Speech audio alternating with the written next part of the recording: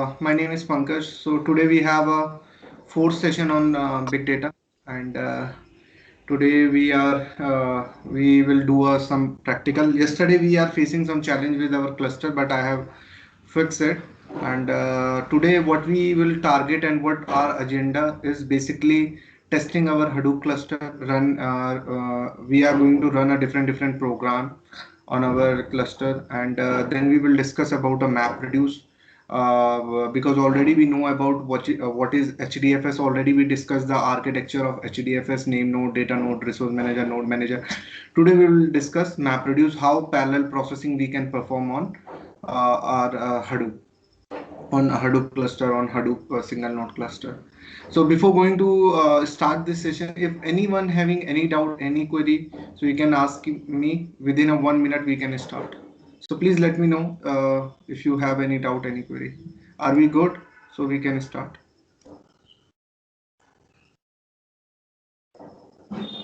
We can start, sir.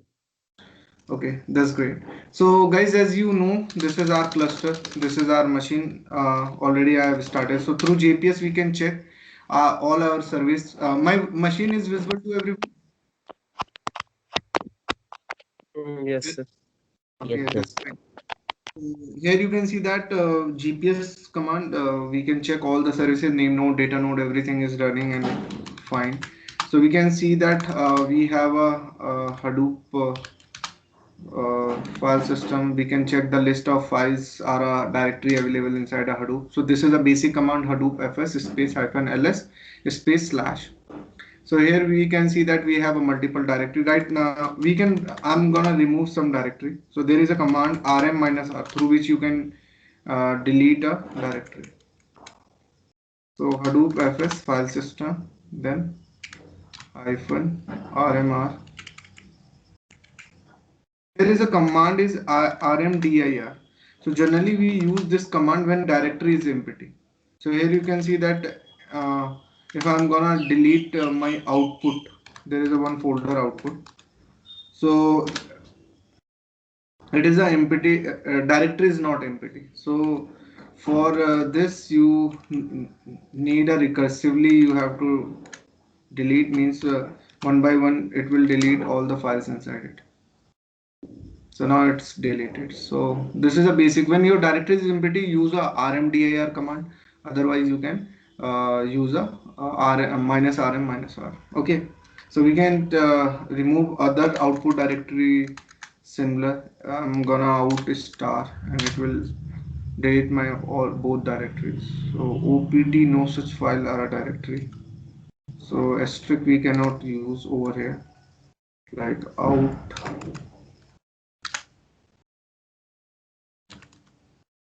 output file.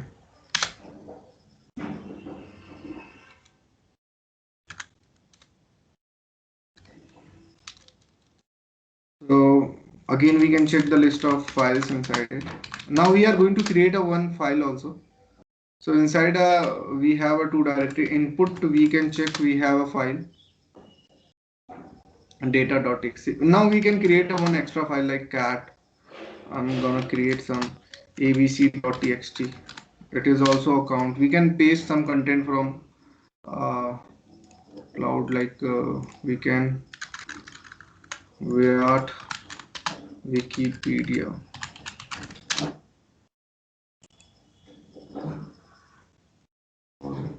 Control C.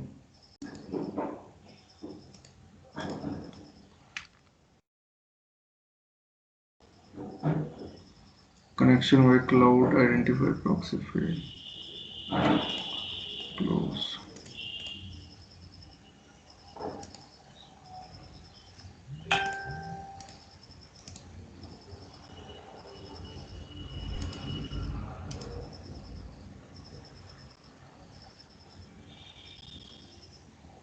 Am I audible, everyone?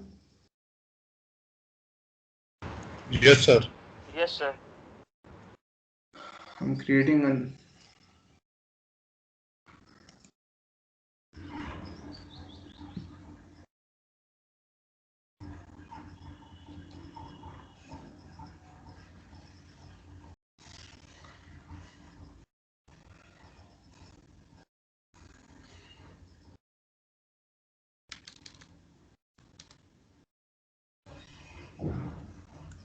I'm opening this file abc.txt. Nothing is inside, so we are writing a container. Control Shift V. Connect without identifier. So you may be able to connect without using cloud identifier processing. Region invalid data.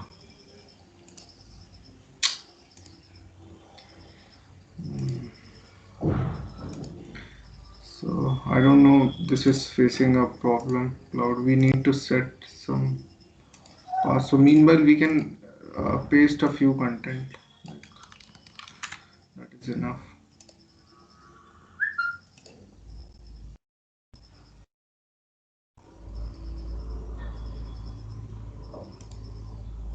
So I'm creating a one text file.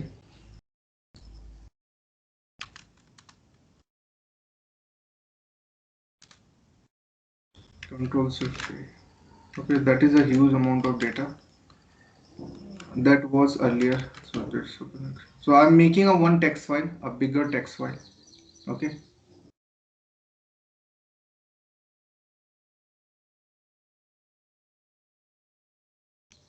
Not bigger like Tera or a petabyte. It's in MB. Okay, I'm saving control. I have a file. I'm moving this file into our directory Hadoop FS. Then with the help of put command, we can keep inside our directory. So our source file name is abc.txt. We are moving inside our input directory. Okay. So as we know, yesterday what we have collected our data from our Hadoop. Then inside a Hadoop share we have. Then we copy some files inside a Hadoop directory, because it will, whenever we download the package, so they provide some program inside a MapReduce. Then there is a source folder.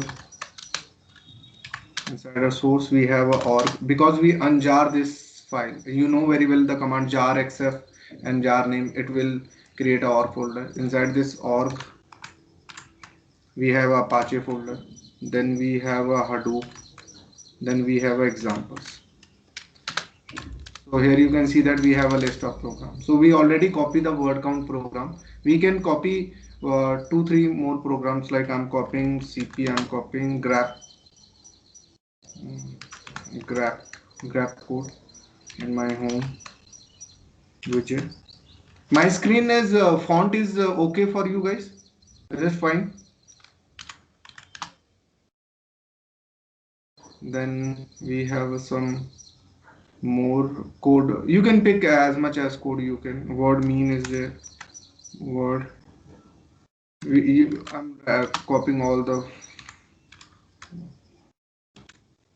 which is started from. Okay, now we can see that we have a multiple program ls minus ltr.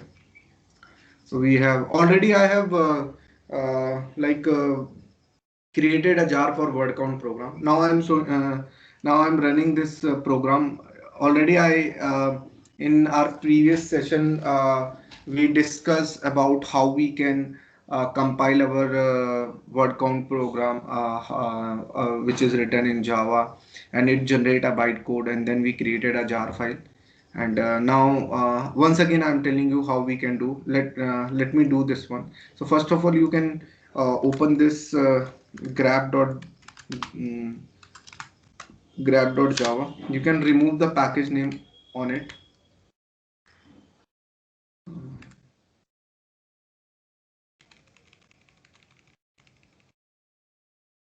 And I'm hoping guys pick any one language will be good for you. So this is even you can with the help of cat command you can read the file. This is our file. There is no package is left. Okay. So uh, now so next step is we can see that there is only a one class in it, main class, like public class grep extend configure impl to, only a single program in it, single class in it. So you can see that only a single class it is. So now we are going to compile this code. So then there is a command hadoop com dot sun dot tools dot java c dot mean and capital, and then this one is grep dot java. Okay, so I compile this code. Now we can see the bytecode it generated, dot class file is generated. For this dot class file, we can create using this bytecode, we can generate a jar. So there is a simple way, jar cf create file. You can write a jar name like grep.jar. So generally this program is for finding a particular word in your files present inside a cluster. Yeah, how many times this word is exit in our mail. So using this command we can do. So generally you know very well MapReduce program we use for different purpose like searching, indexing. Already I shared one videos on a WhatsApp group, and hope you watched that video. So in a nutshell portion they explain where we can use MapReduce process. So grabjar code generally basic for word count, you know very well, it will count the word inside that file, how many which word is coming how many times. So grab generally used to find a particular word in your all files. So jar cf grab jar, and we have a grab, whatever is the file inside grab, so it will create a jar for it, ls minus ltr. So same here you can see that we have a grep.jar word.jar.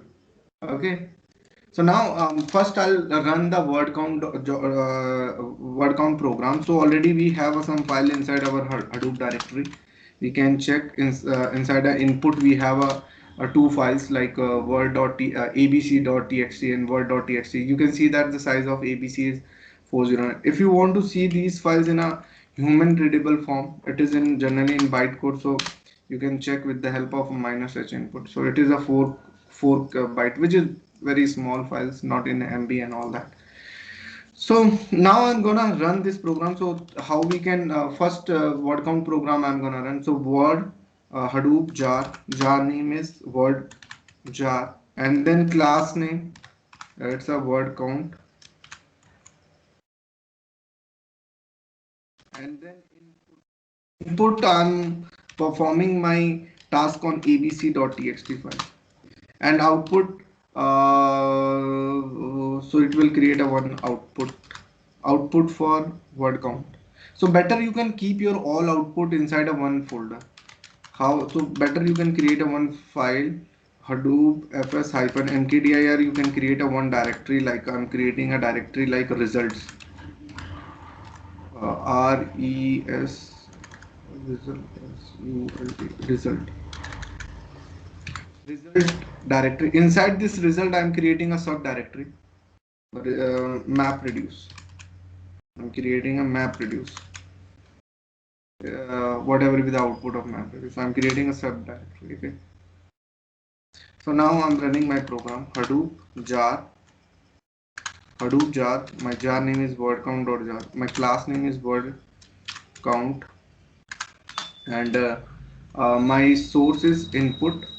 Inside the input I have a text file like abc.txt text file we have, and my output store result slash MapReduce, and here the file it will create like output. So inside the output we have a data. So now you can see that I'm running this file. So notice this is your resource manager running on this port, and number of input file it process one, and number of input split is one. We will discuss it in detail. You can also monitor through this link. You can monitor your yarn job. Mapper and reducer created.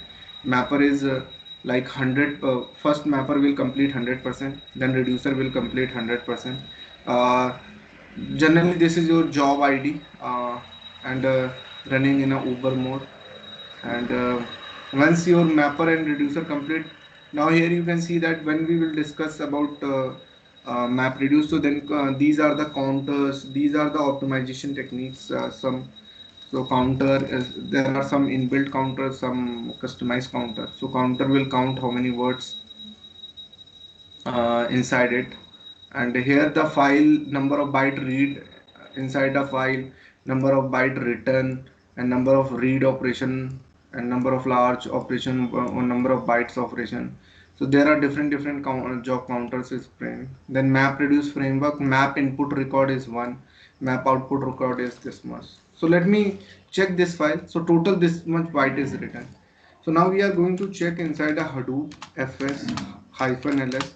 So we can see that we have a one directory result. Inside a result, we have a MapReduce directory because we have created a MapReduce. Inside a MapReduce, we can see that we have a output folder. So inside the output folder, we have our data. So file is in the form of, there are two files at present, success file and part R file. So success generally acknowledge that result is successfully getting, and your data is always inside. So here you can see that the byte written 554. So size of file is also a 554. And then part star. So I'm reading this file, part minus R minus 5 times 0, 5, 0, 0, 0, 0. So R represent generally like partitioner, means your reducer phase is running. So here you can see that if I'm reading the output, so it will show me all the detail like in your file. So like 2008 is 6 time is coming in your file, 2011 is 14 time, with dot collie is 5 time, cup Indian is 12, Indian is 6, initially is 6, Kohli is 6 time coming, Lankan 6 time. So here you can see that it count each and every word inside that file. Got it?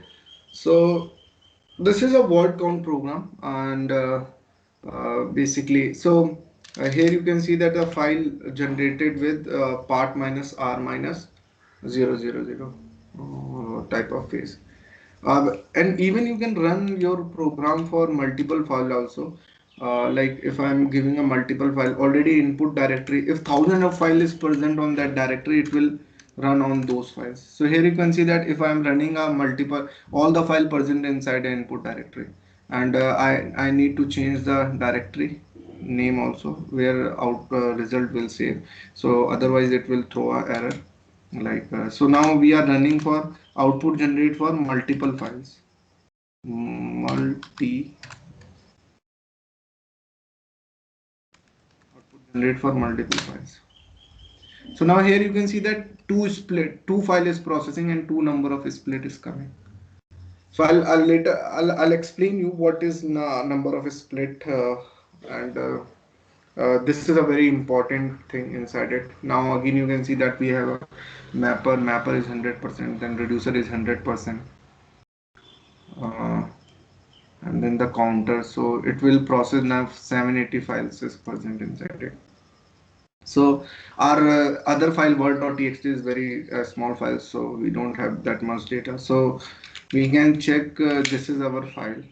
So inside a map reduce we have a two output files, one is output and other is let me show.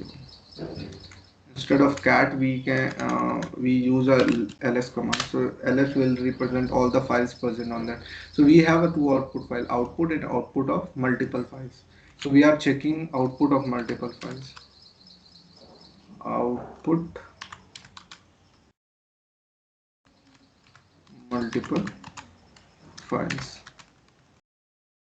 Okay, so we can see again we have a file name is part minus r. So we want to read the data of that part. So pi, you can use the asterisk sign, it will read the whole path. So now there are some word added inside it like Pankaj. Earlier there is no Pankaj on output file, only Virat. These are the Virat is also there, but it merged the output file. Let's suppose I'm creating a multiple files, guys. So cat, let me check. I'll create a file, file one. So inside it we have some different data like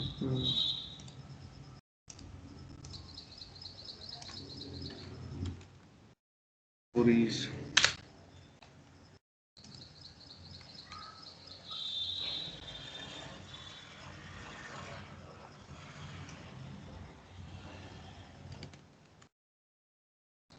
I'm creating a multiple file.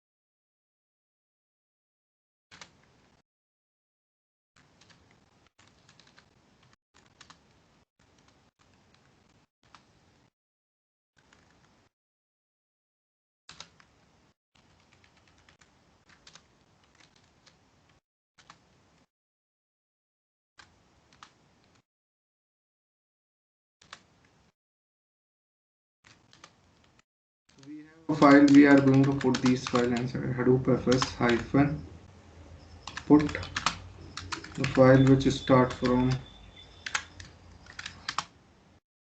it will load all the files inside this input directory. Okay, now again I am running my program, so I can see how many files inside my directory. So input directory, so we have a Hadoop fs hyphen ls slash input. So we have a multiple file inside it, like file 1, file 2, file like 3, 4, 5, 6, 7, 8, 9, 9 files inside it. Now again I'm running our program on all files. So like thousand of data you can process. You just give a name of your path. So I'm input files, multiple files to one. So now here you can see that the 9 file it is going to process and creating a number of split like 9. So running a job like mapper is, so it will like 9 split means 9 mapper will launch on your system. So right now we are working on a single node cluster. So now mapper here you can see that 67% is completed. So nine mapper is per parallel is ready. So now we have a data, so we already have data inside it. Again it will generate a one some files corresponding. So this is our files one. So it will show you all the result. Okay. So now another program we have right like grab.jara. So what is the role of grab like inside all these files I want to search Pankaj. There is a Pankaj is there. Okay, last no is there. 100 is there. Any specific word you want to find out like Hadoop is there. Okay, let me find Pankaj. How many in all those files? How many times a Pankaj word is coming? Now I'm performing some search operation. So again, the same command is like Hadoop fs. Sorry, Hadoop jar name is grab.jar, and then my class name is grab, and input I want to search Pankaj on all the files present inside that input directory. So and output directory name is like again what is result slash map reduce slash grep output. Okay, so I need to give a name of that word which I want to search. So I want to search Pankaj. So I'm giving a name of that word Pankaj, and all those the file which is present on input. Please find out the Pankaj word. That's how many times it's coming. So we pass it now 9 files we have now 9 number of split is generating. Mapper is taking time. So like 1000 file is present, so it will process on 1000 of file. So 9 and it will give you a result how many times Pankaj is coming on all those files.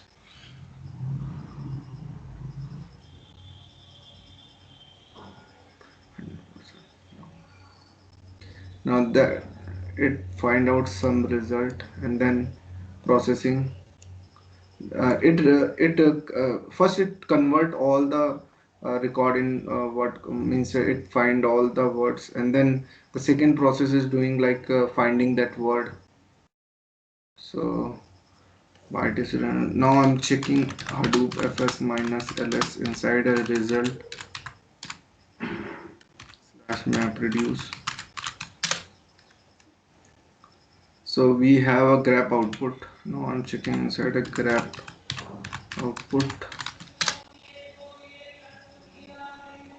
So this is part minus r. So I'm checking the part minus r. So this is generally used for searching purpose. I'm searching Pankaj is how many times is coming. So I think it show me some answer cat. So Pankaj is 5 times is coming on my files. Got it? So I'm hoping यार आप लोगों को समझ में आया होगा कि word count, grep, these are used for searching, indexing, word count perform करने के लिए. So basically आपने यहाँ पे और भी प्रोग्राम देखा है. अगर आप लोगों को जैसे कि you want to run on only a mapper phase, yeah. Is anyone having any question, any doubt? Hello. Yes. Please let me know your name. Sir पहले तो उबर मोड क्या था? उबर मोड फॉल्स जो आ रहा था. उबर मोड या जनरली क्या होता है कि हडूप, ये अभी मैं बताऊंगा आपको, अभी आपको बता भी दूंगा तो आपको समझ में नहीं आएगा. I'll explain you later on Uber mode क्या है. Anything else, अगर कुछ इससे रिलेटेड रनिंग टेस्टिंग से रिलेटेड अगर कोई दिक्कत है? नहीं सर, इससे तो कुछ नहीं. Okay, I'll explain you that Uber mode हमेशा फॉल्स क्यों रखना चाहिए, बट अभी बताने का टाइम नहीं. अभी इससे रिलेटेड अगर कोई डाउट, कोई क्वेरी है कि रन से related, so please let me know. ठीक है. सो हमने देखा यहाँ पे हर बार आउटपुट फाइल का नाम पार्ट माइनस R00 बन रहा है. So already we run some program. आप और भी प्रोग्राम रन कर सकते हैं इसमें और डिफरेंट फेज में. और let's jump into some discussion on map reduce कि what exactly map reduce. Already I have some PPT, so we can check.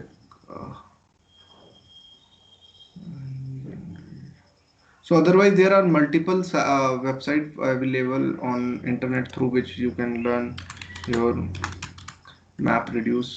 So one of good site, even if you want to run some Python program ना, आप अपना Python program भी run कर सकते हो. So जैसे कि ये मेरे पास कुछ Python के कोड थे और Python बहुत इजी है. अभी आप जैसे जावा के थ्रू रन कर रहे हो तो आप चाहो तो Python के थ्रू भी रन कर सकते हो.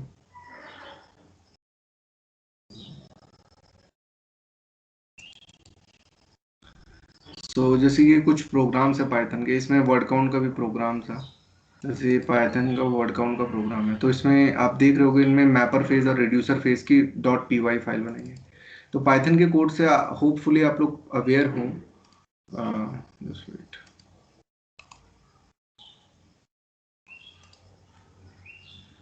थोड़ा मैं ऐसे बड़ा कर देता हूँ. तो अगर आप Python के कोड को देख रहे होंगे तो सबसे पहले इन लोगों ने एक सिस्टम लाइब्रेरी इनपुट की. तो इनका काम क्या है कि लाइन बाय लाइन कोड को रीड कर रहे थे. फिर इन लोगों ने स्ट्रिप किया. स्ट्रिप का मतलब था उस उनके जो भी लाइन है उसके आगे और पीछे के सारे स्पेसेस को हटाया. फिर उन लोगों ने हर एक लाइन को पिक लिया और कॉमा के बेसिस पे स्प्रेड कर दिया, मतलब कि तोड़ दिया.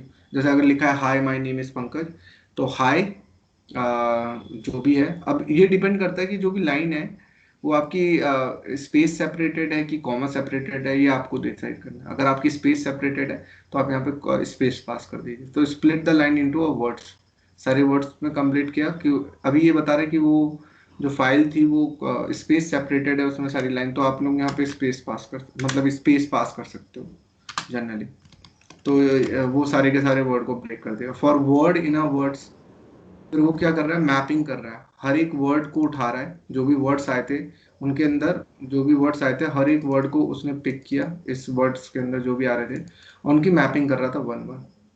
तो ये पूरा मैपर फेज का काम होता है. तो यही चीज जावा की कोडिंग में भी कर रखा है. अभी अगर मेरे को मैपर फेज चलाना हो ना तो कैसे चलाऊंगा, मैपर फेज में क्या काम हो रहा है मैं दिखाता हूँ आपको. सो ये बेसिकली हमारा कोड है. अगर मेरे को सिर्फ मैपर फेज चलाना है, so again I am opening my word.java, sorry word count का program again I am opening. So ये मेरा प्रोग्राम था word count dot Java. So अगर आप देखोगे तो इसमें जो सबसे पहला पोर्शन है मैपर फेज है, ये वाला।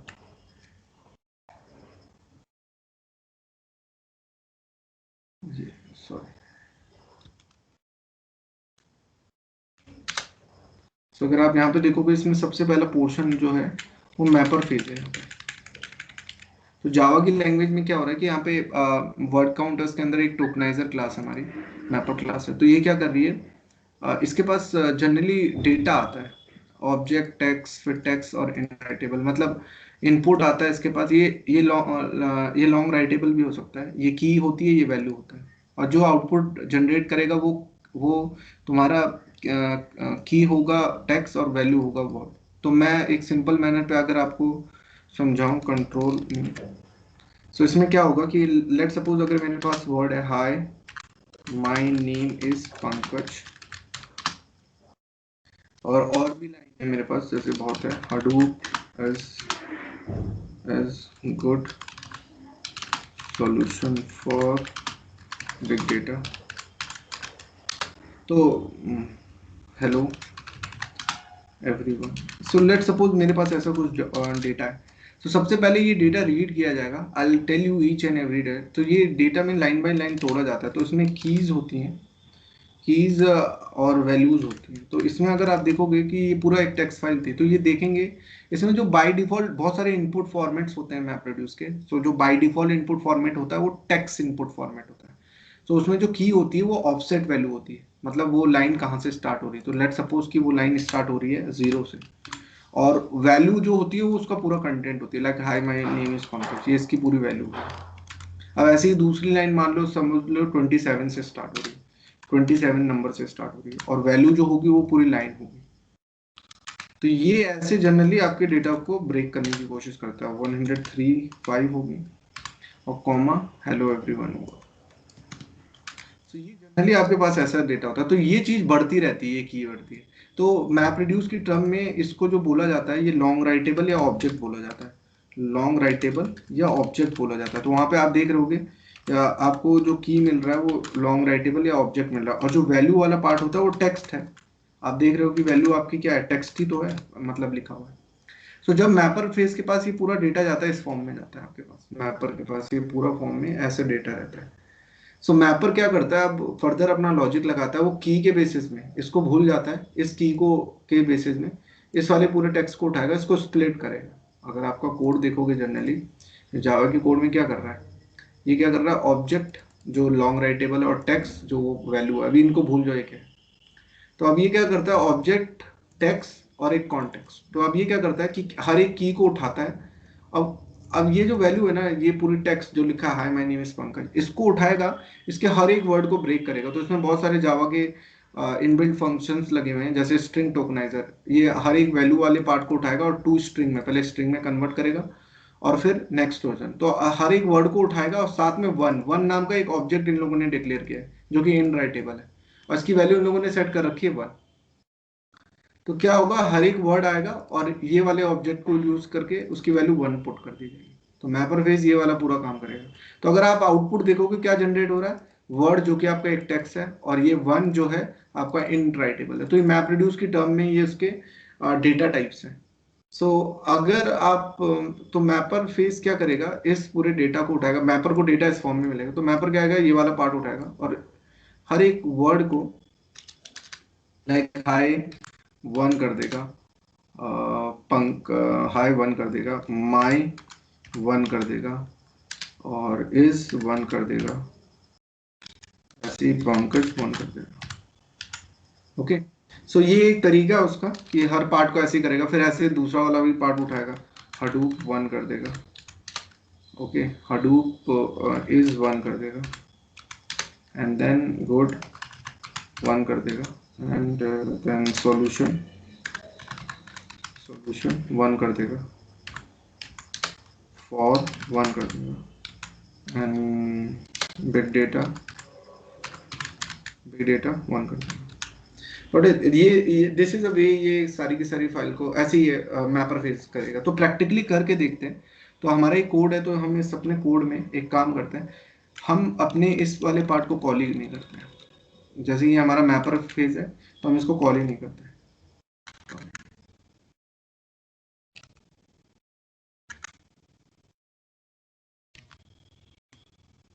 तो मैंने इसको कमेंट कर दिया है पोर्शन को, सिर्फ मैपर फेज को रखा है और एस्केप करूंगा WQ।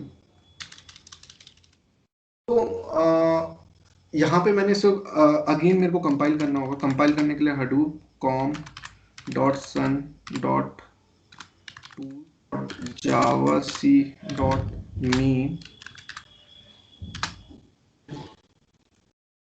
word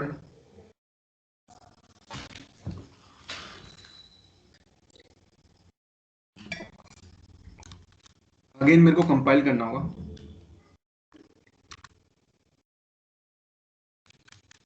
ठीक है, मैंने अगेन कंपाइल कर दिया थोड़ा। ठीक है, अब जार क्रिएट कर रहा हूँ मैं। सॉरी, जार क्रिएट करने का तरीका क्या है? जार क्रिएट फाइल, जार का नाम मैं रख रहा हूँ वर्ड मैपर। सिर्फ मैं मैपर फेज चला रहा हूँ ना इसको, वर्ड मैपर डॉट जार नाम से बना रहा हूँ। और सारे कोड जो हो रखे होंगे वो वर्ड से स्टार्ट हुए होंगे, 3 क्लासेस हैं उसके अंदर। ठीक है, सो ये मेरी एक फाइल बना देगा जार फाइल। तो ls-ltr वी कैन चेक, मेरी जार बन गई। नाउ इस जार को अब मैं रन कर रहा हूँ। hadoop जार का नाम क्या है मेरा? वर्ड मैपर, और मेरे मेन क्लास का नाम क्या है? Word count. ठीक है, और फाइल कौन सी मेरी? Input directory. तो अगर मैं इनपुट में स्टार मारूँ तो सारी फाइल्स को रीड करें। और देन आउटपुट क्या था? रिजल्ट नाम की थी, RESULT, रिजल्ट। मैप रिड्यूस के रिजल्ट देखने हैं, मैप रिड्यूस का रिजल्ट है, उसमें हमें किसका देखना है? Mapper output. एक फोल्डर बना दिया, नई डायरेक्टरी क्रिएट हो जाएगी, इसमें हमारा आउटपुट स्टोर होगा। Now we are going to, ये हमें एक एरर दे रहा है। किस चीज की एरर दे रहा है? Wrong name OR Apache word example dot word count. तो VI करके एक बार हम लोग वर्ड काउंट का प्रोग्राम दोबारा खोलते हैं। अच्छा, इसमें पैकेज का नाम है यार। ठीक है, हम इसको डिलीट करते हैं क्योंकि ऑलरेडी हम किसी पैकेज से तो रीड नहीं कर रहे हैं उसे, हम यहाँ लेके आ गए। ठीक है, now again I am gonna compile. ठीक है, अभी क्या बोल रहा है? Word count wrong name ORG Hadoop example word count. इसमें दो प्रोग्राम है क्या? इसमें LS वर्ड काउंट के कितने प्रोग्राम है? वर्ड काउंट डॉट जावा,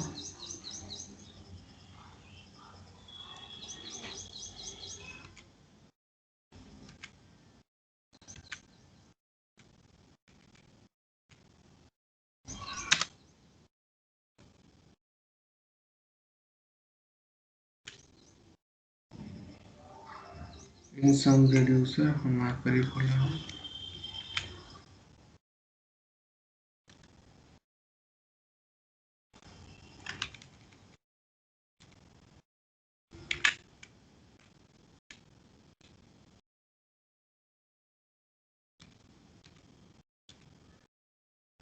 hadoop com.sun.tools.javac.main word count.java ls-ltr। हमने अभी भी कंपाइल किए सारे को, और हम जार बनाने जा रहे हैं। तो जार बनाने जा रहे हैं।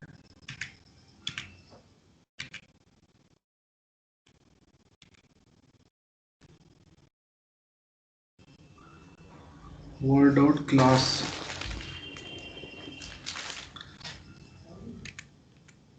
वर्ड डॉट काउंट लिखते हैं। ठीक है, क्योंकि यहाँ से मेरे को लग रहा है ये इनको भी लेके कंफ्यूज हो जा रहा है, ये भी स्टार्ट हो रही होंगी ना, तो इनके भी वो काउंट कर रहा है। तो हमने अब पूरा दे दिया वर्ड काउंट डॉट स्टार तक। तो अब ये कंपाइल वर्ड मैपर बनाया, अब रन करते हैं। ओके, सो ये उस जार को ओवरराइड कर देगा। Now you can see, now it is running. 9 output file है, 9 इनपुट फाइल है। तो ये URL है, जनरली यहाँ पे हम लोग ट्रैक कर सकते हैं। अभी मैंने फायरवॉल ओपन नहीं किए हैं तो ये लिंक वोंट वर्क। जो अगर फायरवॉल ओपन करते हैं तो अबे यार मैंने स्टॉप कर दिया। अब ये मेरे को ऑलरेडी एग्जिस्ट का आउटपुट देगा, डायरेक्टरी ऑलरेडी एग्जिस्ट। मुझे क्या करना, आउटपुट कौन करना।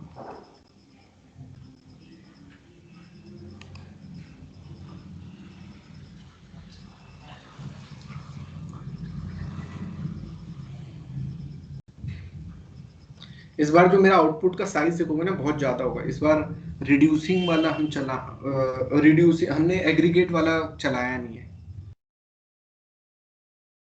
एग्रीगेट पोर्शन चलाया नहीं है इस बार।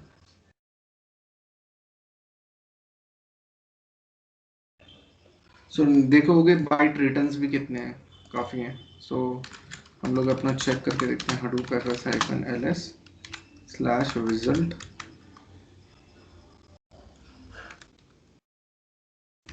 मैप रिड्यूस के अंदर हमारी कौन सी आउटपुट थी, मैपर आउटपुट 1। सो इसके अंदर हमारी फाइल बनी पार्ट माइनस आर। इस बार भी हमारी फाइल पार्ट माइनस आर नाम से बनी हुई। तो आर रिप्रेजेंट फॉर रिड्यूसर। तो मतलब अगर आप देखोगे, अभी मैं फिलहाल के लिए आपको आउटपुट दिखा देता हूँ कैसा आया होगा। इसने हर एक वर्ड को की मैपिंग कर दी है, 1-1 सेट कर दिया। देख रहे हैं, हर एक वर्ड के लिए 1-1 सेट हो गया। समझ में आया, समझ में आ रहा है। सो हर वर्ड के लिए इसने 1-1 सेट कर रखा है। सो नाउ लेकिन यार इसमें फाइल का नाम अभी भी पार्ट माइनस आर नाम से बन रहा है। जनरली मैपर फेज के लिए पार्ट माइनस एम नाम से बनती है फाइल। तो अगर आप देखोगे ना, अगर हम बात करें तो मैप रिड्यूस के वर्क फ्लो में बहुत सारे फेजेस होते हैं। पहला फेज होता है इनपुट फेज होता है, I will explain you later, मैं अभी थोड़ी देर बाद आपको बताऊंगा। इनपुट फेज होता है, जनरली इसमें HDFS से डेटा उठाना होता है। फिर उसके बाद छोटे फेजेस आते हैं, छोटे छोटे, जैसे कि ये होता है इनपुट स्प्लिट कहा जाता है इसे, मतलब इसे कहा जाता है, सॉरी एक मिनट, ये आपका इनपुट स्प्लिट हो गया, ये रिकॉर्ड रीडर हो गया। फिर आता है बड़ा फेज, मैपर फेज आता है। मैपर फेज के बाद आपका होता है सफल एंड शॉर्ट फेज होता है, और देन आपका रिड्यूसर फेज होता है, और फिर आपका फाइनली आउटपुट आता है। ठीक है, और ये वाला कौन सा फेज होता है आपका, इनपुट फॉर्मेट वाला फेज होता है। सो ये आपका इनपुट फेज होता है जिसमें आपका डेटा HDFS में रखा जाता है। डेटा इन HDFS मतलब ब्लॉक्स की फॉर्म में रखा रहता है पूरा का पूरा। लेट सपोज मान लो आपकी वो जो फाइल है 9 फाइलें थी, वो अलग अलग ब्लॉक में रखी हुई। ठीक है, फिर उसके बाद आता है इनपुट फॉर्मेट। जैसे मैंने बोला है ना, बहुत सारे फॉर्मेट्स होते हैं मैप रिड्यूस में। तो अभी बाय डिफॉल्ट जो है वो टेक्स्ट इनपुट फॉर्मेट है, तो वो हर एक फाइल को डेटा को रीड करता है और उसकी एक वो बना देता है। तो अगर आप देखोगे ये आपका इनपुट फॉर्मेट है। फिर ये आता है इनपुट स्प्लिट, ये लॉजिकल डिवीजन ऑफ डेटा है। जैसे हडूप में फिजिकली डेटा ब्लॉक की फॉर्म में स्टोर होता है, मैप रिड्यूस में ये फिजिकली मतलब लॉजिकली डिवाइड होता है। और अगर आपके 9 ब्लॉक्स बन रहे हैं तो 9 स्प्लिट अभी फिलहाल के लिए बना रहा है, लेकिन ये स्प्लिट का साइज कम भी हो सकता है, ज्यादा भी हो सकता है। बाय डिफॉल्ट इसका साइज ब्लॉक के साइज के बराबर होता है। अगर ब्लॉक का साइज 128 MB का पूरा डेटा पड़ा है तो 128 MB का एक स्प्लिट बना देगा। लेकिन स्प्लिट का साइज बड़ा भी हो सकता है, छोटा भी हो सकता है। लॉजिकल डिवीजन ऑफ डेटा ये और जो ब्लॉक होते हैं वो फिजिकल डिवीजन ऑफ डेटा होता है, एक्चुअली में आपका डेटा कैसे स्टोर है हडूप में। फिर उसके बाद रिकॉर्ड रीडर आते हैं, तो वो क्या करते हैं, सारा का सारा डेटा इनको रिकॉर्ड रीडर कहा जाता है। ये सारा का सारा डेटा की वैल्यू की पेयर में फॉर्म में कन्वर्ट करके मैपर को दे देते हैं। तो जो इनपुट स्प्लिट होता है ना, वो आपका इनपुट फॉर्मेट डिसाइड करता है। तो इनपुट स्प्लिट कम भी, अभी मान लो 9 फाइल्स हैं, मे बी अगर 10,000 फाइल होते हैं ना, तो जरूरी नहीं है 10,000 आपके इनपुट स्प्लिट बनेंगे, 4,000 भी बनेंगे, 5,000 भी बनेंगे। इसने हमारी बहुत हेल्प की थी, इसको हम थोड़ा बाद में भी डिटेल में डिस्कस करेंगे कि क्या है। तो लेट सपोज कि अगर आपकी बहुत सारी फाइल्स थी, तो आपके इनपुट फॉर्मेट ने उन डेटास को रीड किया और आपके 3 स्प्लिट बना दिए, 4 स्प्लिट बना दिए, वो जो आते रहते हैं ना स्प्लिट। सो 4 स्प्लिट बना दिया। अब फिर अब जितने नंबर ऑफ स्प्लिट बनेंगे ना, उतने ही आपके मैपर फेज बनेंगे। या आपका 1 मैपर है, 2 है, 3 है। अगर आपके 3 स्प्लिट बने तो आपके 3 मैपर भी बनेंगे, पूरे के पूरे 3 मैपर। इन मैपर फेज में क्या होगा, ये डेटा आएगा जो कि रिकॉर्ड रीडर की वैल्यू की फॉर्म में देगा। आपको पता है कि अभी मैंने थोड़ी देर पहले आपको बताया था कि क्या होता है आपका जनरली बाइट ऑफसेट होता है, हमने डिलीट कर दिया क्या? सो की जनरली आपका बाइट, की जनरली आपका क्या होता है, की आपका होता है ऑफसेट वैल्यू होता है, जहाँ से लाइन स्टार्ट हो रही है। तो और वैल्यू क्या होता है आपका, होल लाइन होता है। तो आप ऐसा मत समझिए पूरी, देखो एक फाइल के अंदर इतना सारा कंटेंट है ना, तो इसकी पूरी एक सिंगल की बनाएगा भाई। अब सोचो उसमें 9 स्प्लिट है तो 9 स्प्लिट है तो 9 वो बना रहा था वो स्प्लिट, 9 फाइल से तो 9 स्प्लिट बना रहा था। वो कम भी हो सकती थी अगर बहुत ज्यादा होती। तो ये जनरली आपका पूरी एक फाइल को भी पूरे एक ऐसा नहीं है एक एक लाइन यहाँ दिख रहा है तो लाइन का इंडिकेटर है, पूरी फाइल का डेटा को उठा के वो एक सिंगल स्प्लिट भी बना सकता है और वो एक सिंगल की होगी। तो अब ये क्या करता है, मैपर इन डेटास को लेता है और इन डेटास को कन्वर्ट करता है आपका किसमें, इन डेटास को कन्वर्ट करता है आपका वो की वैल्यू पेयर में। जैसे अभी आपको फाइनली आपको आउटपुट आया। फिर उसके बाद आता है सफल एंड शॉर्ट फेज। उनका काम क्या होता है, सफलिंग करना होता है। अभी आपने देखा होगा, आपको इस आउटपुट में गौर से देखो, तो अगर आप इन आउटपुट्स में गौर में देखोगे तो ये सारा देखो आईएल वाला सारा एक तरफ आ रखा है। तो सफल एंड शॉर्टिंग का होता है देखो, और अल्फाबेट वाइज शॉर्टिंग कर रखी है। पहले नीचे आ रखे हैं सारे डब्ल्यू डब्ल्यू वाले, जितने भी डब्ल्यू से फ्री हो। तो सफल एंड शॉर्ट, सफल का मतलब हुआ कि वो सारी नोड से डेटा उठाएगा, क्योंकि क्या पता पंकज इस नोड में भी प्रेजेंट है, क्या पता 5 पंकज इधर है, 2 पंकज इधर है, 3 पंकज, तो सारा डेटा सफल करेगा, एक जगह लेके आएगा और शॉर्टिंग कर देगा वर्ड्स के हिसाब से।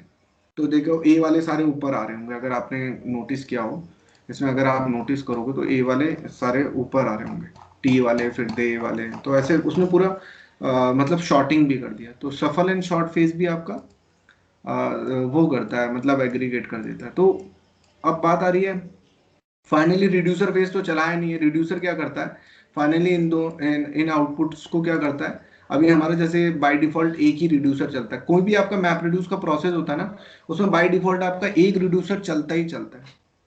तो इसमें क्या होता है कि रिड्यूसर क्या करता है, पंकज नाम की कीज को उठाता है, उसके करस्पॉन्डिंग जितने भी बार आई हैं उनको एग्रीगेट करके लिख देता है पंकज 10 बार आया, और फाइनली ये आउटपुट में स्टोर हो जाता है। तो अभी जब भी आपका कोई मैप रिड्यूस का प्रोसेस चलता है ना, मेनली कोई भी मैप रिड्यूस का प्रोसेस चलता है, तो उसमें एक मैपर और एक रिड्यूसर चलते ही चलते हैं। और मेक श्योर कि मैपर को हम कभी कंट्रोल नहीं कर सकते, क्योंकि इनपुट स्प्लिट डिसाइड करता है कि कितने मैपर बनेंगे, क्या इनपुट फॉर्मेट डिसाइड करता है कि कितने स्प्लिट बनेंगे, और जितने स्प्लिट बनते हैं उतने मैपर बनते हैं। लेकिन रिड्यूसर को हम कंट्रोल कर सकते हैं। अभी बाय डिफॉल्ट एक रिड्यूसर चल रहा है। अब इसमें जो ये वाला फेज होता है ना, इतना वाला फेज, ये जो फेज है, ये पूरा फेज ना मैपर फेज कहलाता है। और जो सफल एंड शॉर्ट फेज होता है, ये जो फेज कहलाता है, ये आपका पूरा रिड्यूसर के पार्ट में आता है, सफल एंड शॉर्ट। तो आप अगर देख रहे होगे तो आपकी फाइल जनरली ये क्रिएट कर रहा है पार्ट माइनस आर नाम से। अगर आपने देखा होगा, अभी भी ये पार्ट माइनस आर नाम से आपकी फाइल को क्रिएट कर रहा है। सो यानी हमारा रिड्यूसर फेज चल रहा है। तो इस केस में हम लोग क्या करेंगे, अगेन वर्ड काउंट का प्रोग्राम खोलते हैं। तो अगेन हम इस केस में क्या करेंगे, अपने नंबर ऑफ रिड्यूसर को ना 0 सेट कर देते हैं। तो मैं इसमें एक लाइन ऐड करूंगा अपने इस कोड में,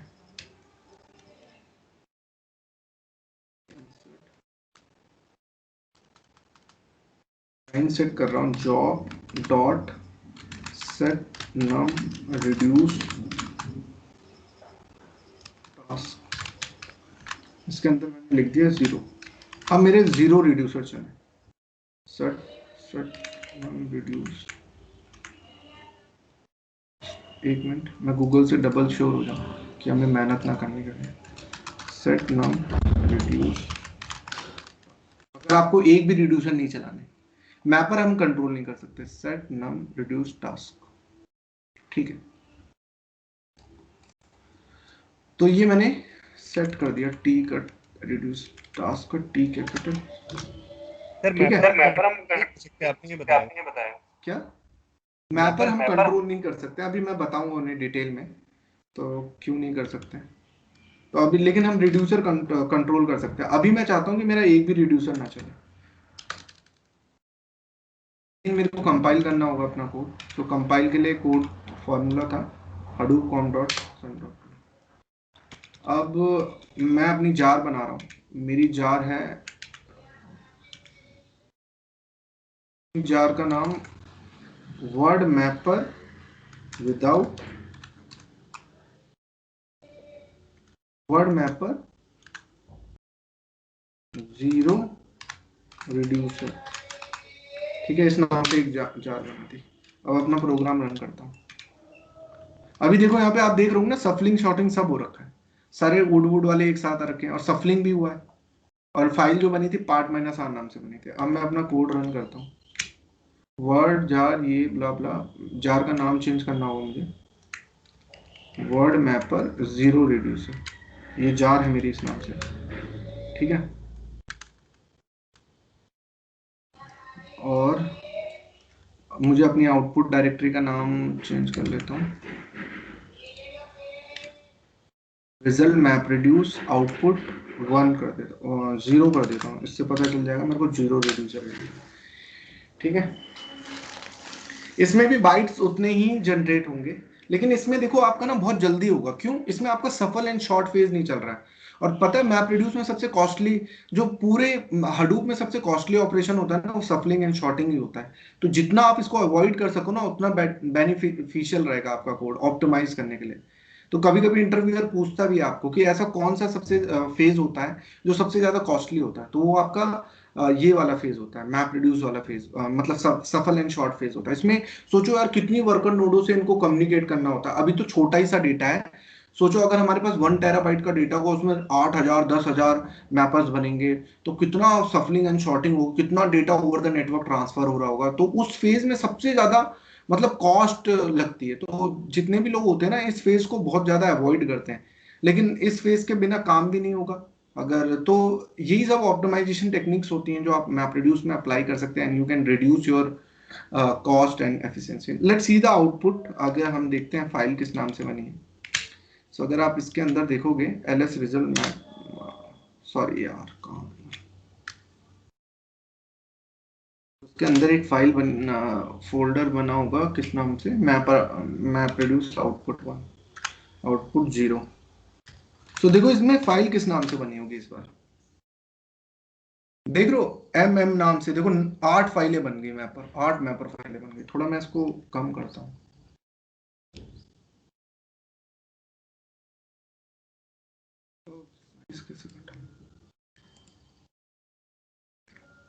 सो आप देख रहे होगे 8 मैपर बने। देखो अभी स्टार्ट कैसे हो रहे हैं मैपर, आप भी देख सकते हो, पार्ट M-00, फिर पार्ट M-0001, पार्ट -M002।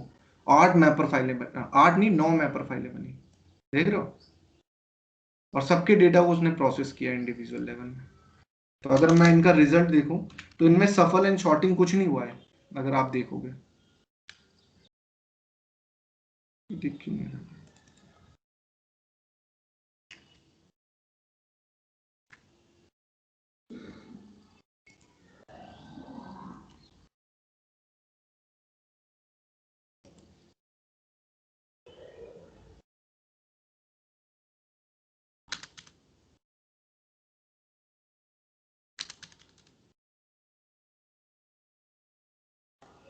सो अगर मेरे को उसका आउटपुट रीड करना होगा, अरे यार ये ऊपर क्यों चले गया?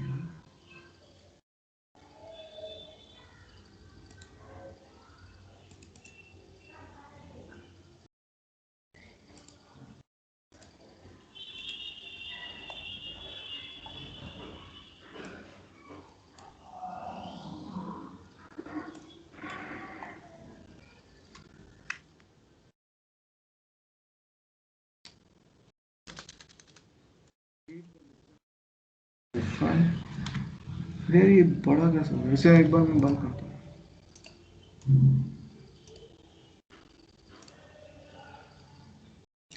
कोई डाउट, कोई क्वेरी यार, किसी को कुछ दिक्कत आ रही है? आई एम होपिंग कि आप लोगों को समझ में आ रहा होगा। Yes sir.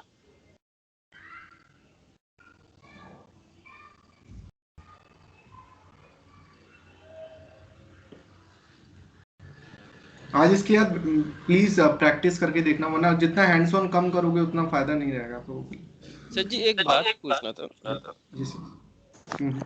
ऐसे टेराबाइट फाइल्स में अगर लेट्स से कि 8000 इनपुट स्पीड्स बन रहे हैं, हम्म। तो पार्ट फाइल भी 8000 बनेंगे? नहीं, मैं बोल तो रिड्यूसर आपके कंट्रोल में है ना भाई, बाय डिफॉल्ट सर एक ही रिड्यूसर चल रहा है। अगर आप वहां पे मेंशन करोगे 8,000, 10,000 या 2,000, 3,000, उतने रिड्यूसर बनेंगे। सर जैसे मैं अभी जैसे आपने बोला कि मैपर को हम कंट्रोल नहीं कर सकते, एज पर इनपुट स्प्लिट उतना मैपर चलेगा। एग्जैक्टली। रिड्यूसर रिड्यूसर कंट्रोलेबल है। अगर मान लीजिए मेरे पास 8,000 इनपुट स्प्लिट्स बन रहे हैं और हम उस पे 1,000 रिड्यूसर चला रहे हैं, तो पार्ट फाइल कितने बनेंगे? 1,000 बनेंगे। तो नंबर ऑफ रिड्यूसर और number of input split directly proportional रहेगा एक दूसरे से। अरे कोई मतलब ही नहीं है उसका इनपुट स्प्लिट से लेना। इनपुट स्प्लिट से मैपर बन गए भैया। अब रिड्यूसर तुम्हारे कंट्रोल में है, बाय डिफॉल्ट एक चलता ही चलता है। अब तुम उसे 2 रिड्यूसर दो या 50 लाख दो, 8,000 का मैं कर देता हूँ 50 लाख रिड्यूसर बना दे तो 50 लाख बन जाएंगे। उसका क्या लेना देना उससे भाई। और वैसे मैं आपसे एक बार पूछूंगा, तो मैक्सिमम कितने रिड्यूसर बना सकते हो किसी एक एप्लीकेशन के लिए? 4। हाँ, 4? 4 सर। नहीं क्यों? मैक्सिमम नहीं सर, डिफॉल्ट 4। अच्छा। नहीं, डिफॉल्ट किसने मैक्स बोल दिया 4 बन सकते हैं? कहाँ से पढ़ लिया है 4? पढ़ा था सर, 4 नहीं। मतलब ये आधा अधूरा पढ़ते हो, फिर वही दिक्कत हो जाती है ना। सो कहाँ से पढ़ लिए कि 4 ही बनेंगे भाई? चलो कोई नहीं। सो हम लोग बात कर रहे थे Hadoop FS hyphen LS slash result. Result के अंदर हमारा मैप प्रोड्यूस था। ओके, सो हम इसके अंदर फाइल देख रहे थे, किसमें बनी थी? मैप, मैप और आउटपुट। अब इनका अगर आउटपुट भी देखें, अभी तक हमने देखा नहीं। मैप और आउटपुट 0। सो 8-9 फाइलें बनी थी, क्योंकि 9 स्प्लिट्स थे आपके। अगर आप डेटा रीड करना चाहते हो T स्टार मार दो। अगर आप इनमें कॉमन चीज देखोगे ना, अगर मैं पहली फाइल रीड करूं, देखो पार्ट माइनस एम नाम से बनी है इस बार, तो मेरा मैपर ही फेज चला है, 5 टाइम्स 0 है, तो मैं एलएस की जगह कैट करता हूँ। तो इसमें शॉर्टिंग नहीं हुई, सफल एंड शॉर्ट पेज नहीं चला है, मतलब ये हमारा कॉस्ट इफेक्टिव ऑपरेशन है। लेकिन भैया हमें तो आउटपुट से मतलब। अब देखो यहाँ पे कोई भी शॉर्टिंग हो रखी है, ऊपर नीचे हो रखे हैं सारे। सर एक और क्वेश्चन है यहाँ पे मेरा। जो अभी आप पार्ट फाइल का साइज, जैसे 9 पार्ट फाइल बना, तो सबका साइज डिफरेंट क्यों है?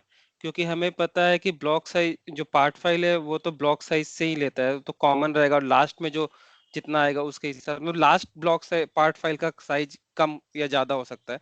रेस्ट जो सेम डेटा इक्वल प्रोपोर्शन में फिल कर रहा है उसका साइज तो सेम रहेगा ना?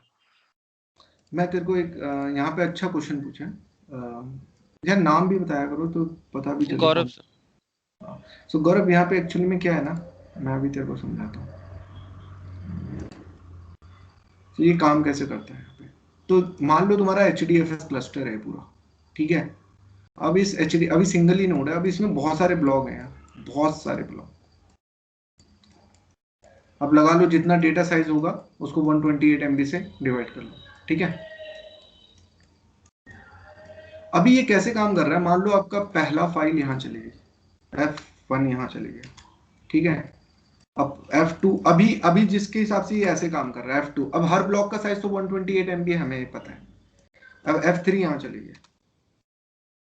ये हडूप की एल्गोरिथम है, हम नहीं डिसाइड कर रहे। मैंने आपको बताया स्प्लिट कम भी बनेंगे, ज्यादा भी बनेंगे।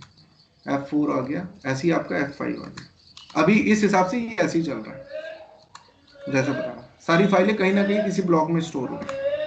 अब ऐसा नहीं है कि उन ब्लॉक का स्पेस बर्बाद गया, अब वहां पे पता नहीं फ्यूचर में और कोई डेटा आ जाए। अभी मेरे पास बहुत सारा स्पेस अवेलेबल है, तो उन्हें अलग अलग डाल दिया, F8 डाल दिया, ऐसी फाइल F9 डाल दी। अभी बहुत सारा डेटा है अलग अलग। अगर मान लो मेरे पास मात्र 4 ही ब्लॉक होते, अगर आप एक काम करो, मैंने आपको बताया ना HDFS साइट वाली मतलब साइट है, उसमें क्या करो, ब्लॉक का साइज इतना बढ़ा दो कि आपका सिर्फ 4 ही ब्लॉक बन रहे हैं। अब फिर उसमें डेटा डालोगे तो उन्हीं 4 ब्लॉकों में जाएंगी वो 9 फाइल से। उस केस में आपका स्प्लिट ना, अब अभी तो यह है कि आपके अलग अलग ब्लॉकों में गई है, तो हर एक ब्लॉक का डेटा रीड कर रहा है वो। अब वो जो जितना उसका साइज होगा उसका करस्पॉन्डिंग वो एक स्प्लिट बना दे रहा है। और इसका उठाएगा स्प्लिट बना देगा, इसका उठाएगा स्प्लिट बना देगा, इसका उठाएगा स्प्लिट बना देगा, एक इसका उठाएगा स्प्लिट बना रहा है, 9 स्प्लिट बना दे रहा है वो पूरा का पूरा। अगर फ्रैंकली अगर हम बात करें, अगर हम बात करें, अगर हमारे पास ब्लॉक बहुत क्लस्टर में डेटा भी होता और बहुत सारा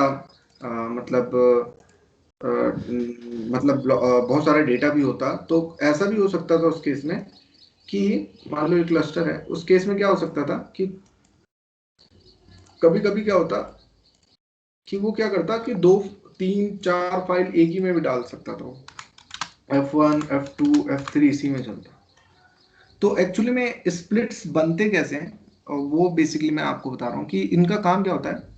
जो फिजिकली आपका डेटा ब्लॉक की फॉर्म में स्टोर है, तो इसमें मेन काम होता है इनपुट फॉर्मेट का। तो इनपुट फॉर्मेट ही रिस्पॉन्सिबल होता है इनपुट स्प्लिट क्रिएट करने के लिए। अभी बाय डिफॉल्ट हमारा टेक्स्ट इनपुट फॉर्मेट, तो इनपुट फॉर्मेट का काम होता है एक तो वो ब्लॉक की स्टार्टिंग पढ़ता है और फाइल की एंडिंग पढ़ता है। तो अगर देखिएगा, अगर मान एक एग्जांपल लेके चलता हूं मैं,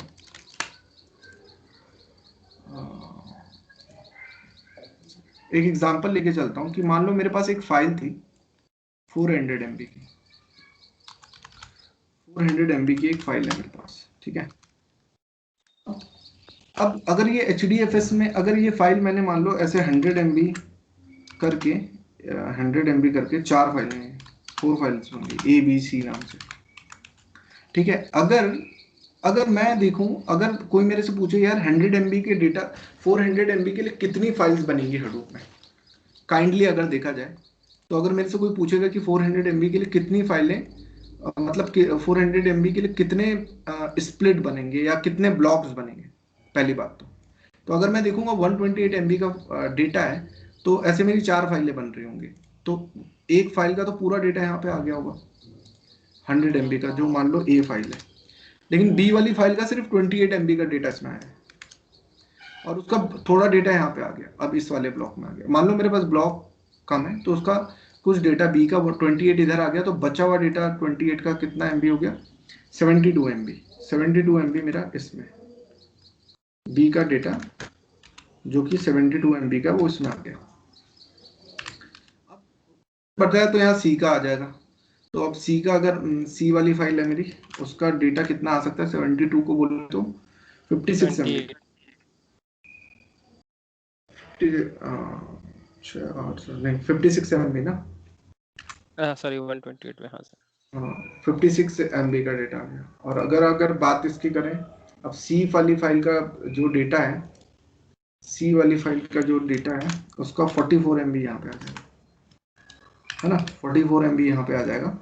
और जो D वाली फाइल है उसका कितना आ जाएगा, D वाली का 84 MB तक का डेटा आ जाएगा, 84 MB तक का डेटा यहाँ पे आ जाएगा। अब लेकिन D वाली का थोड़ा सा पोर्शन बच रहा है, तो उसके लिए एक और ब्लॉक क्रिएट करेंगे, वहां पे जाएगा उसका 16 MB का डेटा। अब फिर ये पूरा फाइल स्टोर हो चुका है अब क्लस्टर में अगर आप देखे जाए, लेकिन फिर भी चौथे वाले ब्लॉक में थोड़ा सा स्पेस बचा है, और वहाँ फ्यूचर में कोई और फाइल आएगी तो आ जाएगी।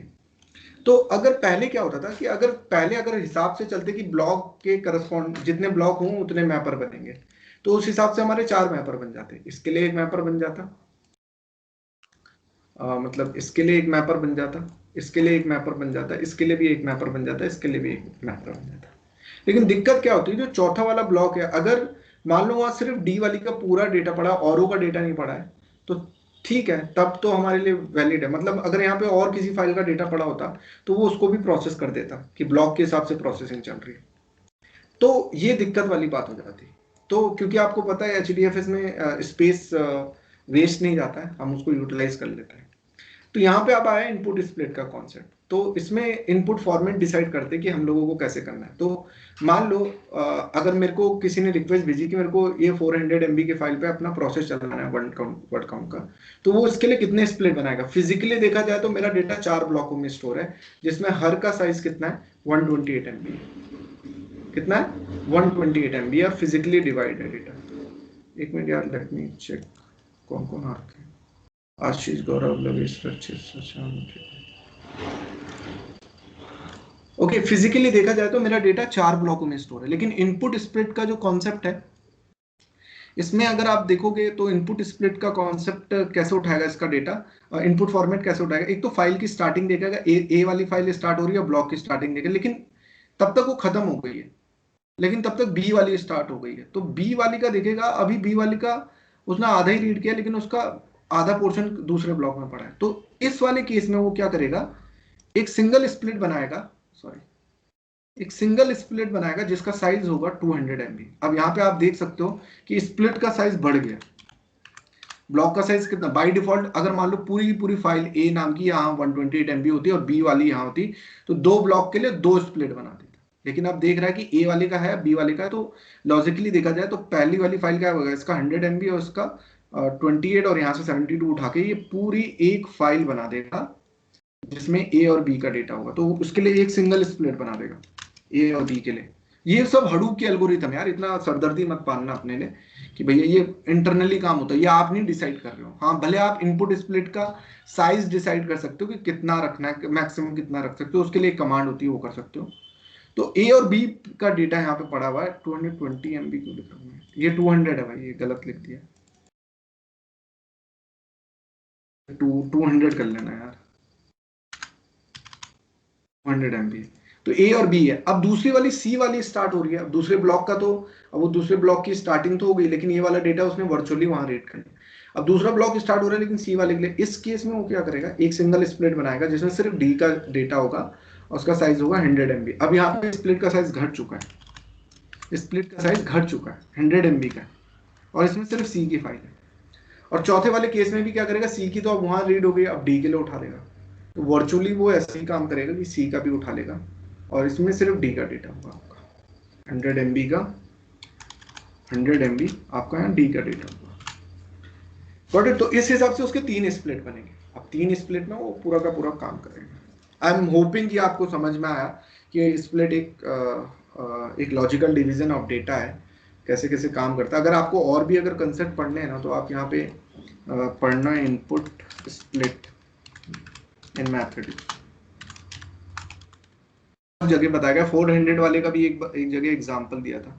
यहाँ पे इस वाले को कॉन्सेप्ट खोलना, यहाँ पे देखो, how does Hadoop perform input split, मतलब हडूप में कैसे होता है, what is input split in Hadoop, DataFlair में भी। और यहाँ पे भी आप पढ़ सकते हो अंडर 5 मैपरेड्यूस एंड ब्लॉक साइज और इनपुट स्प्लिट के बारे में वीडियो है। तो बहुत जगह आपको डिफरेंट पता चलेंगे कि कैसे कैसे हो सकता है। यहाँ पे देखोगे ये डेटा फ्लेयर में है, सो यहाँ पे देख रहोगे कि ये फाइल है आपकी, ये फाइल के कितने स्प्लिट बनेंगे ये इनपुट फॉर्मेट डिसाइड करता है। तो अगर आप यहाँ पे पढ़ोगे, input split in Hadoop MapReduce is a logical represent of data, ये लॉजिकली है, फिजिकल मत मान लेना। फिजिकली आपका डेटा ब्लॉक की फॉर्म में, लॉजिकली जब मैपरेड्यूस में प्रोसेसिंग हो रही है तब रीड कर रहा है। It describe a unit of work that contain a single map task, तो जितने स्प्लिट उतने आपके मैपर बनेंगे इन अ मैपरेड्यूस programme. So Hadoop input split represent the data which is processed by the individual mapper and the split is divided into a record. अब इसमें जो data आता है वो रिकॉर्ड में आता है। Hence the mapper process each record which is a key value pair. सारा काम जो मैपर में होता है वो की वैल्यू के फॉर्म में होता है। तो MapReduce input split length is measured in byte. Byte में मेजर किया जाता है। Every input split has a storage location host name. तो MapReduce system use storage location to place the map task as close to split data as possible। यहाँ data locality का जहाँ input split बन रहा है, जहाँ डेटा है, वहीं पे वो मैपर टास्क को लॉन्च करेगा। पहले भी बता चुका मैं। Order of the size of the split so that the largest one gets the process first. तो इसमें क्या होता है कि जिसका साइज ज्यादा है स्प्लिट का, वो पहले प्रोसेस होगा। ग्रिड ये सब वो है अप्रोक्सीमेशन एल्गोरिथम उसके अंदर। This is done to minimise the job run time. अब ये बोल रखे यहाँ पे देखो, as a user we don't need to deal with input split. हम एज अ यूजर हमें इनसे डील नहीं करना होता है। हमें नहीं पता भाई कितने स्प्लिट बनेंगे, क्या है उसके अंदर, डेटा कैसे स्टोर हो रहा है, कितने बन रहे हैं, तो इतनी हेडेक लेने की जरूरत नहीं है। तो because they created by N input format, ये सब इनपुट फॉर्मेट डिसाइड कर रहा है। अभी मैंने कौन सा बताया, text input format by default input format होता है। Input format create the input split and divide into a record. तो file input format by default break the file into 128 chunk. So and by setting mapred, ये वाला एक है minimum split size parameter. तो मैपरैट side में आप ये property set कर सकते हो कि आप स्प्लिट का कितना मिनिमम साइज रखना चाहते हो।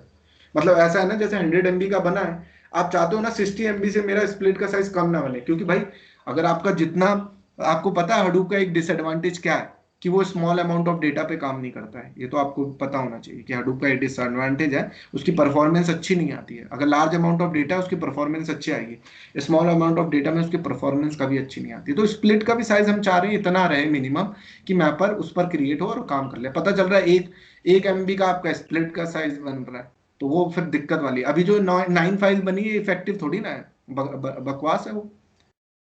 तो छोटे छोटे साइज बन रहे, बाइट बाइट। हमारे पास इतना डेटा नहीं है, हम लोग तो खुद ही मैनुअली जनरेट कर रहे हैं, उस पर काम कर रहे हैं।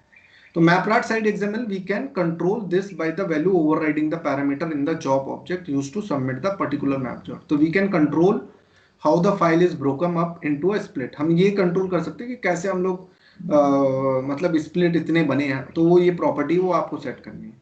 How to change split size in Hadoop, तो ये कैसे चेंज करना है, इसके लिए यहाँ पे दिया हुआ है गेट स्प्लिट है, आप कोड मतलब उसमें सेट कर सकते हो। अभी मैंने ऊपर यही बताया।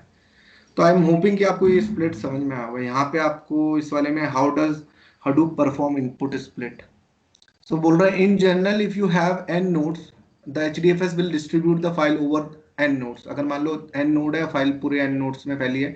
If you start a job there will be n mapper by default. मान लो n मैपर बने, thanks to Hadoop the mapper on the machine will process the part of the data that is stored in the node. So I think this is called a rack awareness. So to make a long story short, upload the data in HDFS and start a map reduce job. तो Hadoop will care for the optimization execution. So optimize करने के लिए चाहता है कि, तो वो इसलिए इनपुट का कॉन्सेप्ट लेके आ रहा है। So देखो files are split into HDFS block and the block are replicated. तो Hadoop assign a node for a split based on data locality principle and Hadoop will try to execute the mapper on the node where the block reside. ये data locality का concept है कि जहां data वहीं पे आपके mapper बनते हैं मोस्टली। अगर इन केस अगर वहां ऑलरेडी प्रोसेस हो रहा है तो कहीं और बना देगा, लेकिन फिर डेटा को मूव करवाने की दिक्कत आती है। Because of replication there are multiple in case the node are not available. अब बोल रहे ना अगर नोड अवेलेबल नहीं है तो Hadoop will try to pick a node that is closer. अब वो ऐसी नोड को पिक करेगा कि उस डेटा के करीब में हो वो node, closest to the node and that host the data block, and it could pick another node in the same rack. For example, a node may not be available। ये तो कुछ और यहाँ पे बता रहा है, देखो कैसे इन लोगों ने एक फाइल को स्प्लिट किया हुआ है। 1 ABCDE फाइल है, ये डेटा ब्लॉक है। इनपुट स्प्लिट देखो कैसे बन रहे हैं इस फाइल के। तो यहाँ पे बता रहा है कि MapReduce data processing is driven by concept of input split. मतलब MapReduce में सारा कॉन्सेप्ट जो होता है is driven by the concept of input split. जो डेटा प्रोसेसिंग होता है MapReduce में is driven by the concept of input split. The number of input split that are calculated for the specific application determine the number of the mapper tasks. So the number of maps is usually driven by the number of DFS block in the input file. So each of these mapper tasks is assigned where possible to slave a node where the input split is stored. The resource manager does its best to ensure that input split. If the data locality cannot be achieved due to an input split, अगर input split के वजह से data locality achieve नहीं हो रही है, crossing boundary of the data node, so some data will be transferred from one data node to another. इस case में फिर कुछ data transfer होता है एक node से दूसरी node पे। Assume that there is 128 MB block and last record did not fit in the block A. अगर जो लास्ट रिकॉर्ड है वो ब्लॉक ए में फिट नहीं बैठ रहा है, ये बोल रहा है assume that there is a 128 MB block and the last record did not fit in a block A।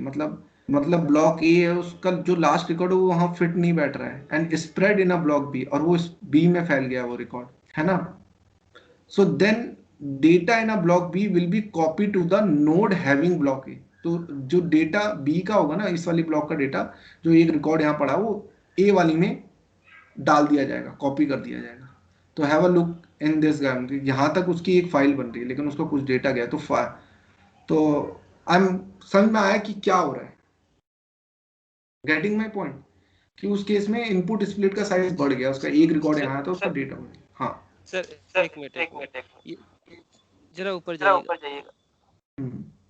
Sir ये जो बोला assume that there is a 128 MB block and last record did not fit in block A, मतलब कुछ record block ए में fit नहीं हुए, then and spread in block B, वो block B में चले गए, then data in block B will be copy to node having block A. इस लाइन का मतलब क्या हुआ? अरे यही तो समझा रहा हूँ मेरे भाई, ये क्या है भाई, ये क्या है समझा रहा हूँ, यही तो समझा रहा हूँ कि भाई बी का पूरा डेटा नहीं आया तो उस ब्लॉक में राइट कर दिया, तो उसने क्या किया, ये सारा डेटा उठा के ये बना दिया एक वर्चुअल में। यही तो समझाने चाह रहा हूँ। यानी एक, ठीक है ठीक है। समझ रहे हो, यही तो समझा रहा हूँ। इसका मान लो बी की पूरी फाइल नहीं आ पाई यहाँ पे, तो उसने ये डेटा उठाया, उसके पूरा एक बना दिया। ये कहलाता है इनपुट हाँ स्प्लिट। हाँ हाँ, समझ गया सर, समझ गया, कंफ्यूज था। ऐसे अगर बहुत पढ़ोगे यार, इनपुट स्प्लिट बहुत हैवी, मतलब ज्यादा भारी तो नहीं है। अगर आप 10 बार 15 बार पढ़ोगे ना इनपुट स्प्लिट का कि एक्चुअली में कैसे काम करता है, तो आपको पता चलेगा। तो input split by default block के साइज के बराबर होता है, but it can be increase और डिक्रीज अकॉर्डिंग टू डेट। तो आपको ये फिक्र करने की जरूरत नहीं है इनपुट स्प्लिट में क्या हो रहा है। Got it? हाँ सर। Yes sir. मैं जितना हो सके ना आपको डीप डाइव करवा रहा हूँ भाई, कुदवा रहा हूँ। आप मतलब तोड़ सकते हो प्रोग्रामों को। और तो यहाँ पे वही किया हुआ है। तो आई होप, मैं आपको पाइथन का प्रोग्राम दिखा रहा था। तो ये पाइथन के प्रोग्राम में क्या किया हुआ है, यहाँ पे आप देख रहे होगे। तो वो हर एक लाइन को ले रहा है और क्या कर रहा है, उसको स्पेस के बेसिस में स्प्लिट कर रहा है। फिर ये जो वर्ड बन रही है, वर्ड की लिस्ट बन रही है, हर एक वर्ड को उठा रहा है, उनकी मैपिंग कर दे रहा है। तो अभी हमने जो मैपर का आउटपुट देखा, 8 मैपर बने थे हमारे, ठीक है, बने थे ना मैपिंग कर करके। अब आप चाहो तो मैपिंग को ज्यादा भी नाम दे सकते हो। अब अगर आप देखोगे यहाँ मैं 1 1 कर रखा है ना मैंने मैपिंग को, मैं खोलता हूँ यार।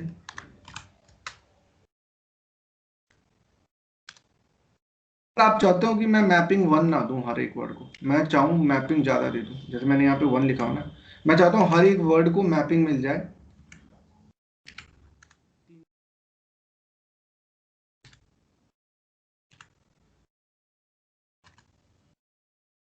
हर एक वर्ड को 3 3 मैपिंग मिल जाए। तो ये हर एक वर्ड को बनाएगा 3 3 मैपिंग का।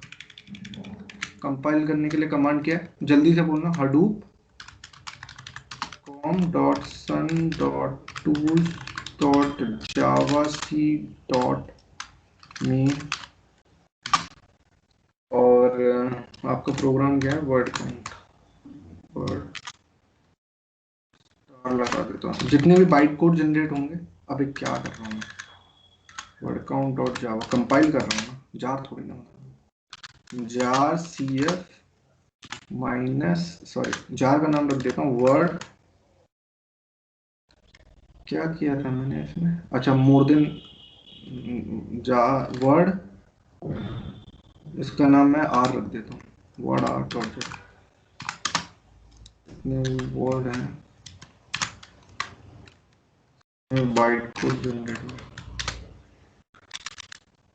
Do jar word R word count.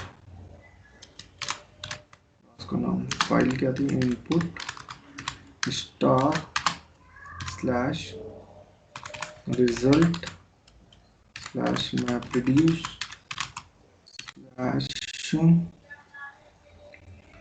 Output 67।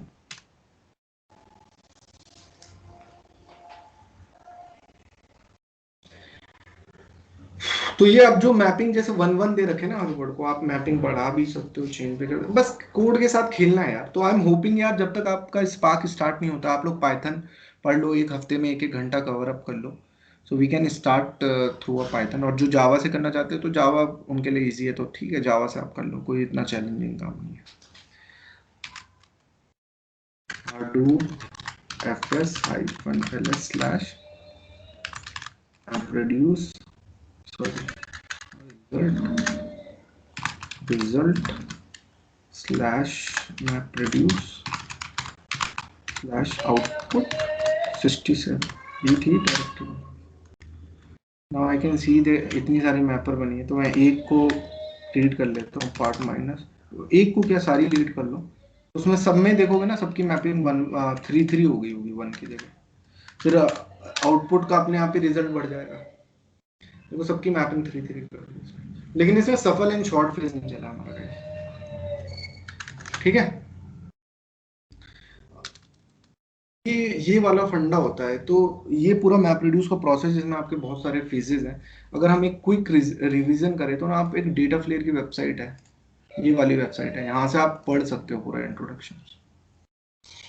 अगर मैं आपको यहाँ पे क्विक रिवीजन कराऊं उसका मैप रिड्यूस का, तो अब तक जैसे कि हम पढ़ रहे हैं कि मैप रिड्यूस क्या है, एक प्रोसेसिंग लेयर है हडूप की, and map reduce programming model is designed for processing a large volume of data in parallel by dividing the work into a set of independent task. So you need to put a business logic in a way, जैसे हम अपने कुछ भी changes कर रहे हैं तो that is it's up to you कि आप क्या बिजनेस लॉजिक रखना चाहते हो। MapReduce work on rest of the thing and will be taken care by the framework। बाकी उसका फ्रेमवर्क देगा, बस आपको बिजनेस लॉजिक में फोकस करना है। The work which is submitted by the user to master is divided into a small work and assigned to a slave, and MapReduce program are written in particular style and influenced by the functional programming construct engine। High level understanding Hadoop MapReduce वही है, parallel programming है, Apache MapReduce। इसके दो main terminology है, mapper and reducer phase. In between mapper and reducer आपके small phases हैं like सफल and short, और बहुत कॉस्टली होते हैं सफल एंड शॉर्ट। तभी तो क्या हुआ था कि ब्लॉक का साइज बढ़ाने का फायदा यही था। अब क्या हो रहा था कि अगर मान लो 64 MB का ब्लॉक साइज होता तो कितने बन जाते 1 टेराबाइट के, 16,000 ब्लॉक बन जाते, पता नहीं कितने मैपर बनते, फिर डेटा सफल होता, तो कॉस्टिंग बढ़ रही थी। सब कुछ देख के उन लोगों ने तब जाके उसका मतलब 128 MB किया, बढ़ाया कि हमारी सफलिंग कम हो। आगे जाके फ्यूचर में उन्हें लगेगा डेटा बहुत ही ज्यादा आ रहा है, तो फिर क्या पता और भी ब्लॉक का साइज बढ़ा सकते हैं। तो what is map reduce? So what is map reduce job? सो यहाँ पे आप देख रहोगे कि मैपर और रिड्यूसर बनते हैं। तो map reduce job or a full program is execution of mapper and reducer across the data set. So it is an execution of two processing layer, mapper and reducer layer. अभी mapper आपको दिखाया, और आपने देखा यहाँ पे mapper, हमारे पास mapper phase था। अगर आप यहाँ पे देखोगे हमारा पूरा मैपर फेज था, इतना चला था। फिर रिड्यूसर में सफल एंड शॉर्ट फेज आते हैं। तो अगर यही वाला प्रोग्राम देखें हम लोग, सो अगर मैं vi करके अगेन अपना वर्ड काउंट का प्रोग्राम खोलूं, वर्ड काउंट डॉट जावा, अभी आपको पता है कि बाय डिफॉल्ट हमारा एक मैपर एक रिड्यूसर चलता ही चलता है, लेकिन मैपर जो होते हैं वो इनपुट स्प्लिट पे डिपेंड करता है। अब मैं एक काम करता हूँ, इसमें देखो ये सेट कंबाइनर वाला है, इसे अभी कमेंट ही रहने देता हूँ, बाद में बताऊंगा इसका क्या पर्पज है। कंबाइनर हमारी एक ऑप्टिमाइजेशन टेक्निक है और उसका यूज मैं आपको बताऊंगा, पहले आप भी पढ़ के आना कंबाइनर के बाद। अब मैंने क्या किया, ये खोल दिया। अब चाहूं तो मैं जस्ट वेट करें,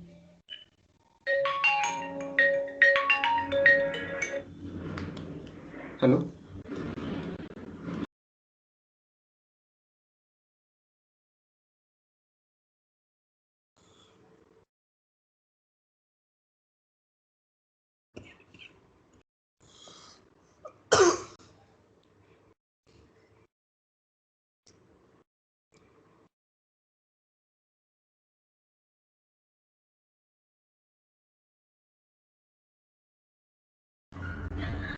ओके, सो ये है set number of reduce task. Sorry guys, I was on, so now I am audible. Sir एक क्वेश्चन Yes, है sir. Abhishek this side. हमने जो वैल्यू पेयर में जो की वैल्यू चेंज करी थी 1 से 3, तो उसमें अगर हमने 3 कर दी थी सर, तो उसमें काम तो फिर मैपर का बढ़ जाएगा उसमें।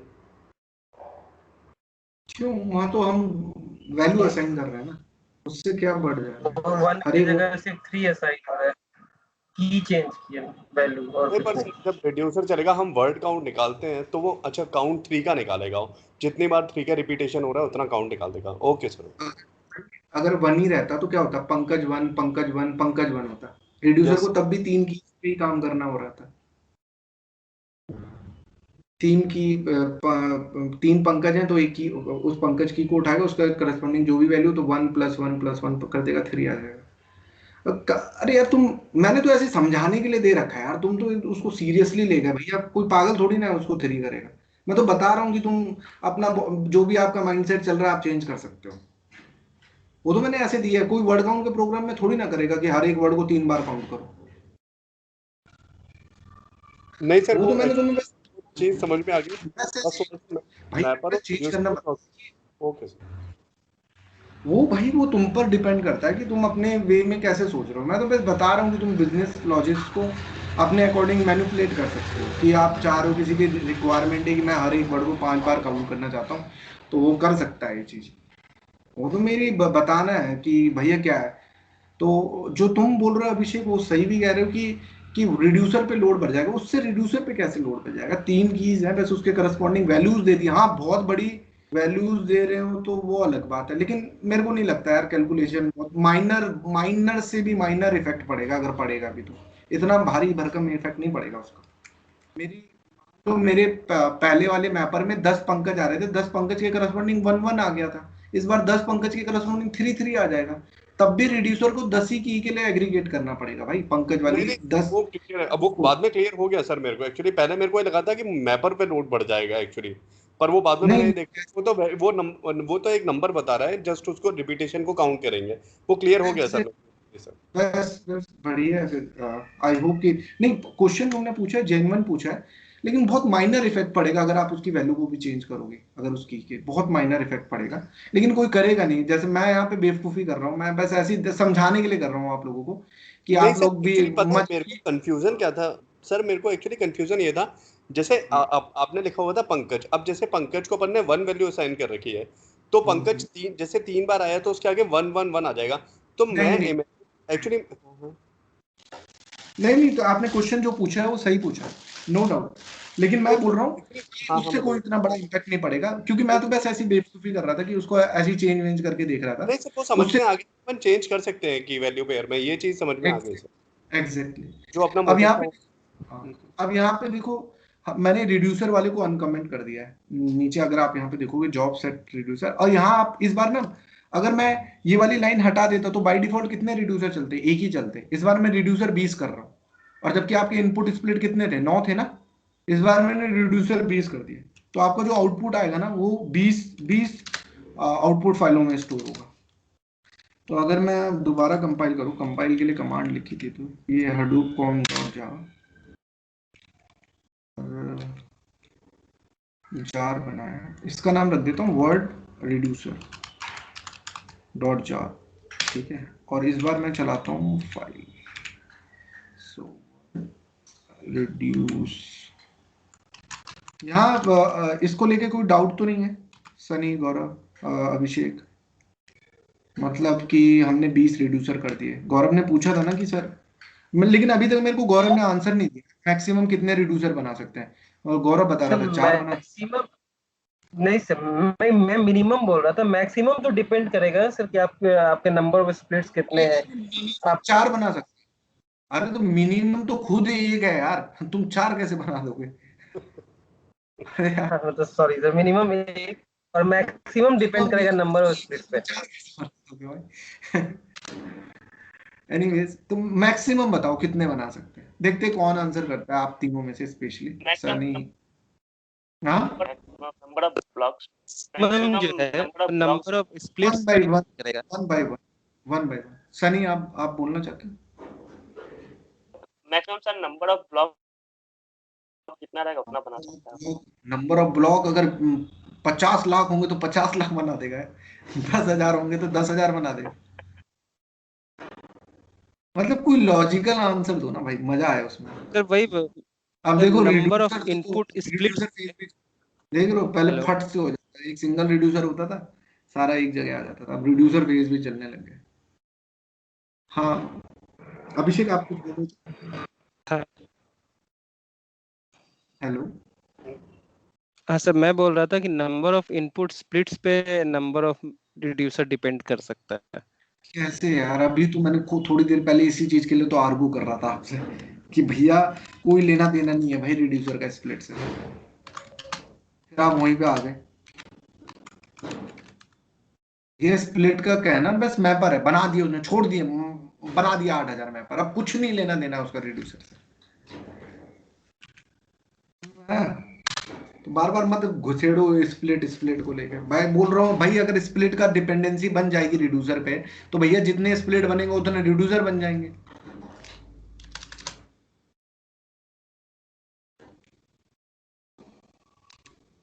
तो आप यहाँ पे देखो कितने रिड्यूसर बने, 20 लिखे थे, और अभी भी अगर आपका दिमाग नहीं दौड़ा तो फिर कुछ नहीं दौड़ा। सो इसके अंदर देखते हैं, हमारे देखो 20 रिड्यूसर बन गए। 0 1 2 3 4 5। अब भी बता दो, अभी कितने रिड्यूसर बन सकते हैं मैक्सिमम?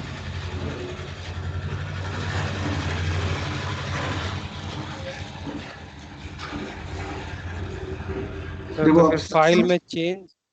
अगर आप देखोगे कि इनमें क्या होता है, वो जो आउटपुट था ना वो सिंगल फाइल में आ रहा था, अब डिवाइड हो गया, थोड़ा थोड़ा थोड़ा इसमें डल गया। Part minus R minus 1 2 3 4। तो कितने रिड्यूसर बनेंगे यार, अब भी देख के भी नहीं पता चल रहा, तो फिर लालत है भाई। सर तो फिर फाइल में चेंज करके मैन्युअली बनाना है, खुद से सेट करना है तो कितना भी बना सकते हैं। नहीं मेरे भाई, अब यहाँ पे देखना तो यार, तुम तो सेंस ही नहीं लगा रहे हो यार। ये 18 है 19, ये मैक्सिमम कितना जा सकता है? सर 5 9 डिजिट का मैक्सिमम 999 5 डिजिट तक 999 हो सकता है सर। 9999 नहीं मेरे बन भाई, सकता है। जीरो से स्टार्ट हो रहा है ना, तो लगभग 1 लाख रिड्यूसर बना सकते हो आप। हाँ 5 हाँ। थोड़ा सर देख के ये भी देख फिक्स लो है कि पार्ट पार्ट फाइल में ये 5 स्पेस तक काउंट तक ही जीरो रहेगा, भाई, कितनी ये बार बार फिक्स रहता है। बनेगा। ये इसी नाम से बनती है फाइल। अब इसका मैक्सिमम साइज देख रहे हो ना, 12 हुआ 13 हुआ, अभी ये कभी 100 आएगा तो ये लाइन भी स्टार्ट हो जाएगी, फिर ये मैक्सिमम कितना जाएगा? ये भाई मैंने खिसका दिए। कैसे खिसक गई यार? मैक्सिमम हाँ भाई। 99 लाख जाएगा सर। हाँ 99,999 जाएगा मैक्सिमम काउंट, और प्लस 00 तो मैक्सिमम 1 लाख बनेगा 1 मैप रिड्यूसर। बनेंगे भाई। 99,000 मतलब चाहिए हो आप बोले, 1 लाख रिड्यूसर बनेंगे यहाँ पे। 99,000 99,000 जीरो क्यों जीरो लाख जीरो। भाई, जीरो से स्टार्ट हो रहा है बार सर बार। I was telling that it 99,999 जो तुम कह रहे हो वो तो वो सही टोटल कह रहे हो कि काउंट रहेगा प्लस 99,000, हाँ, लेकिन इंटरव्यूअर के सामने आंसर ये मत बोलना 99,000 समथिंग। सिंपल बोलना 1 लाख रिड्यूसर बनेंगे, खत्म। हाँ। ठीक है। थोड़ा सा आपको इंटरेस्टिंग लगा आज का सेशन, मतलब काफी चीजें देखी। ठीक है, लेकिन यार प्रैक्टिकल मैं ही कर रहा हूँ, कोशिश होगी आप लोग भी अपने एंड पे प्रैक्टिकली इसे करें, इतना वो मतलब इम्पोर्टेंट है। सो ये रिड्यूसर बने, तो लेट्स जंप आपको थ्योरेटिकल देख लें। तो हमारे दो फेज हैं, मैपर और रिड्यूसर, और उनके बीच में हमारे सफल एंड रिड्यूसर फेज चलते हैं। What is task in map reduce? जो आपके टास्क इन प्रोग्रेस क्या होते हैं? तो task in map reduce is an execution of the mapper और reducer on a slice of data. जितने भी आपके मैपर बनते हैं या रिड्यूसर बनते हैं, उन पर काम करना, उसको टास्क कहा जाता है। ठीक है। और व्हाट इज टास्क अटेम्प्ट? आपने देखा होगा ना, कल हमें एरर आ रही थी, task attempt failed, task attempt failed. तो एक्चुअली में क्या होता है कि मैक्सिमम क्या करता है, वो 4 बार टास्क को अटेम्प्ट करता है, उसके बाद आपकी पूरी जॉब को ही फेल कर देता है बाय डिफॉल्ट। मतलब अगर आपने किसी डेटा, किसी मैप, कोई मैपर अगर उसका 3 या 4 बार फेल हो गया, तो चौथे टाइम पे जॉब को ही फेल मान देता है। उसी को बोला जाता है टास्क अटेम्प्ट। यानी task attempt is a particular instance on attempt to execute a task on a node. किसी नोड पे उस टास्क को मैक्सिमम 4 बार अटेम्प्ट करेगा बाय डिफॉल्ट, अगर उसके बाद डिफॉल्ट वैल्यू 4 सेट की रहती है। मैप एब्स्ट्रैक्शन मैंने बताया, इसमें की वैल्यू पेयर के फॉर्म में डेटा आता है आपका। ये सारा का सारा आप थ्योरेटिकल अपने एंड पे कर लेना यार, मैं ज्यादा इस पे ध्यान नहीं देता हूँ। और मैप प्रोसेसिंग का आपने फंक्शन देखा, ऐसे रिड्यूसर बेस है, रिड्यूस एब्स्ट्रैक्शंस है। ठीक है। और यहाँ आपके रिड्यूस एब्स्ट्रैक्शन, रिड्यूस में आपका रिड्यूसर फेज होता है। अब इसमें क्या होता है कि जो मैपर का आउटपुट होता है ना, वही आपका रिड्यूसर का वो बनता है, इनपुट बनता है। अगर आपको यहाँ पे देखोगे, मैपर आपको डेटा कैसे दे रहा है कि टेक्स्ट और वैल्यू दे रहा है, पंकज वन, हडूप वन, ब्ला वन, वन वन। अब रिड्यूसर क्या करता है, यही रिड्यूसर के लिए एज इनपुट का काम होता है। अगर आप रिड्यूसर का फाइल देखोगे, जो मैपर का आउटपुट होता है वो रिड्यूसर के लिए इनपुट का काम करता है। आप नीचे आके देखोगे, यहाँ पे आप देखो कि मैपर का जो ये रहा। अब देखो यहाँ पे अगर आप देखोगे, here you can see text और इंटराइटेबल, यही क्या था, मैपर का आउटपुट था। अब ये क्या करता है, हर एक टेक्स्ट की के करस्पॉन्डिंग हर एक की को पिक करता है। देखो टेक्स्ट और आइट्रेबल करता है वैल्यूज को, मतलब उस की के करस्पॉन्डिंग जो जो आ रखी है। तो यहाँ पे क्या करता है, की है और उसके करस्पॉन्डिंग उसकी जितनी भी वैल्यूज आई है सबको उठाएगा, और एक सम नाम का वेरिएबल 0, तो इंट राइटेबल वैल उठाएगा, वैल्यू सबको सम करता रहेगा। फिर जो भी सम आया ना, तो वो की जो पंकज थी और उसके करस्पॉन्डिंग जो भी सम आया उसका रिजल्ट ये जनरेट करता है। तो वो भी टेक्स्ट और इंट राइटेबल ही होता है हमारा। आउटपुट भी इसका वैसे ही आता है। तो यहाँ पे वो यही बताना चाह रहा है कि आउटपुट भी आपका की वैल्यू पेयर के फॉर्म में होता है, लेकिन जो मैप का आउटपुट है यानी इंटरमीडिएट आउटपुट है वो एज ए इनपुट का काम करता है रिड्यूसर के लिए। फाइनली इसका आउटपुट भी की वैल्यू की फॉर्म में ही होता है। तो reducer producing this data, reducer produce a final list of की वैल्यू पेयर, ब्ला ब्ला ब्ला। तो अब यहाँ पे फंक्शन देखो कैसे हो रहे हैं। ये HDFS के स्प्लिट है। अब इन पर मैपर बने, मतलब स्प्लिट बोले तो इनपुट स्प्लिट है, इन पर की वैल्यू पे डेटा आया, फिर हर एक मैप में डेटा उसको कन्वर्ट किया गया की वैल्यू पेयर में। फिर सफल एंड शॉर्ट फेज होता है, वो सारे मैपरों में से जो एक टाइप की कीज का डेटा उनको उठाता है और एक जगह रखता है। और ऐसे ही सारे रिड्यूसर, फिर रिड्यूसर फेज चलता है। अब डिपेंड करता है आपने एक रिड्यूसर बनाया, बाय डिफॉल्ट 1 है कि आपने एक से ज्यादा बनाया, तो फिर वो डेटा आपका वहां पे एग्रीगेट काम करने लग जाता है। तो ये है मैप रिड्यूस का डेटा फ्लो। देखो कैसे स्प्लिट बन रहे हैं, स्प्लिट से मैपर बन रहे हैं, मैपर से आपके ये इंटरमीडिएट आउटपुट हो रहा है, फिर ये डेटा सफलिंग हो रही है, फिर मर्जिंग चल रही है, मर्जिंग के बाद रिड्यूसर फेज आ रहा है, फाइनली आपकी फाइल बन रही है पार्ट मैनेजर नाम से। ये मैप रिड्यूस का पूरा डेटा फ्लो दिया हुआ है। सर तो यहाँ पे बोल रहा है input to a mapper 1 block at a time, तो split equal to block by defined. तो बाय डिफॉल्ट मैं बोल रहा हूँ ना, इनपुट स्प्लिट का साइज ब्लॉक के साइज के बराबर होता है। मैपर रिड्यूसर फेज, तो ये देखो यहाँ पे एक लास्ट में लिखे, this is movement of output from mapper node to reducer node is called shuffle. Mapper node से जब आउटपुट रिड्यूसर नोड में जाता है तो उसको सफल कहा जाता है। तभी मैंने सेट नम रिड्यूस स्टार 0 कर दिया था, क्योंकि सफल ऑपरेशन एक रिड्यूसर फेज का पार्ट है। तो मेनली रिड्यूसर का काम क्या होता है, we write aggregation summation type of functionality हम रिड्यूसर में इंप्लीमेंट करते हैं। ये सारी फंक्शनैलिटी रिड्यूसर की होती है, एग्रीगेशन करना, समेशन करना।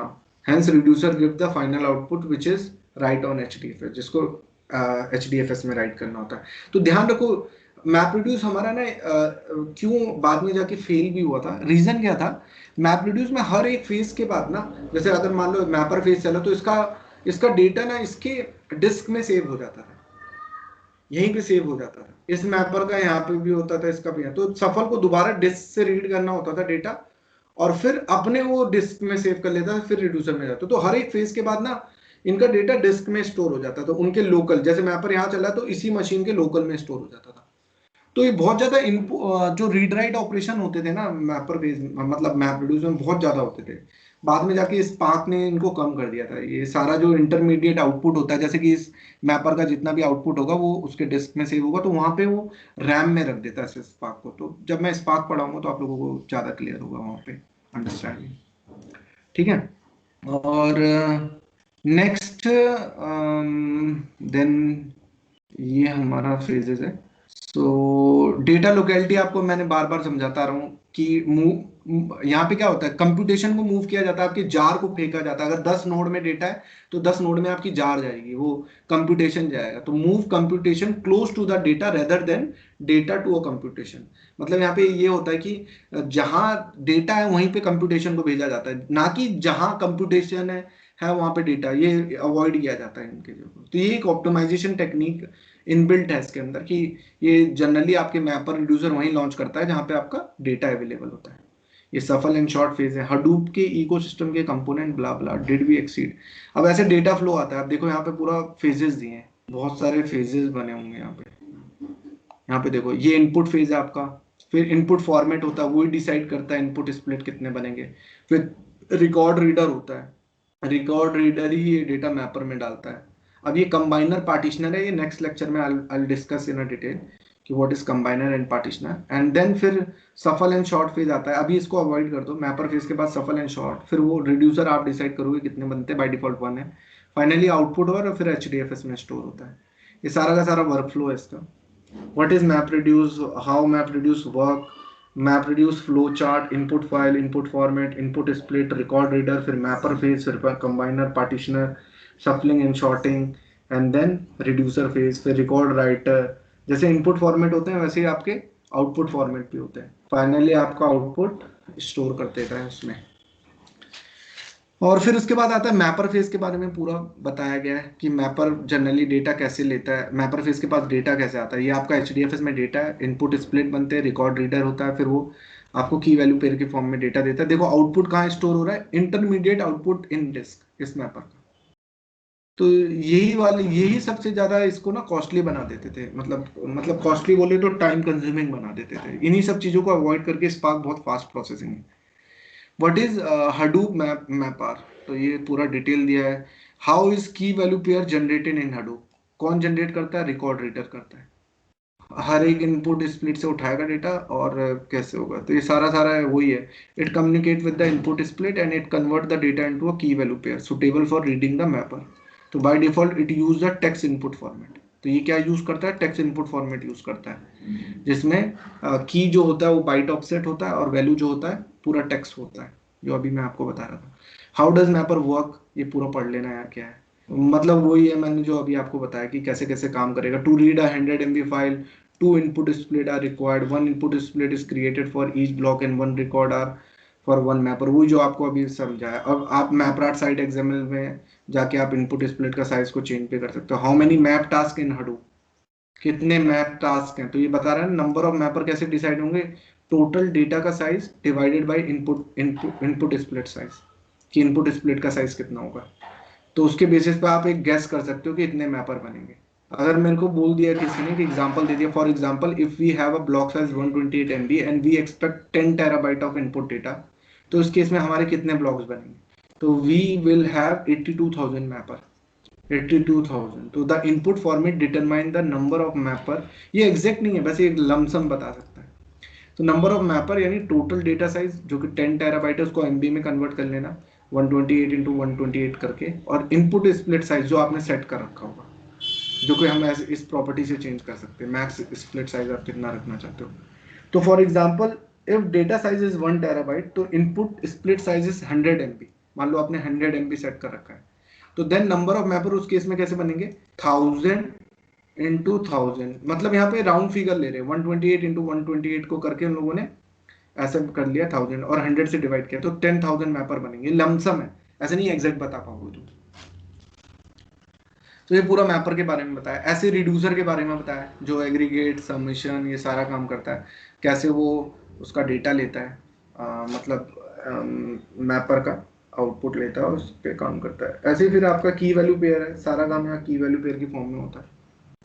What is the key value pair generation, तो इनपुट स्प्लिट रिकॉर्ड। तो यहाँ पे क्या होता है, मैपर के पास कैसा डेटा आता है, की और वैल्यू पे आता है, और वो क्या बनाता है, फिर लिस्ट बनाता है, फर्दर लिस्ट। अभी एक लाइन आई है, hi my name is Pankaj, तो उसमें और सारी की जनरेट करेगा, उनके सारे वो करेगा, वैल्यू जनरेट करेगा। तो मैपर के पास की वैल्यू की फॉर्म में फाइल आता है या डेटा आता है, वो उसका लिस्ट ऑफ की वैल्यू पेयर बनाता है।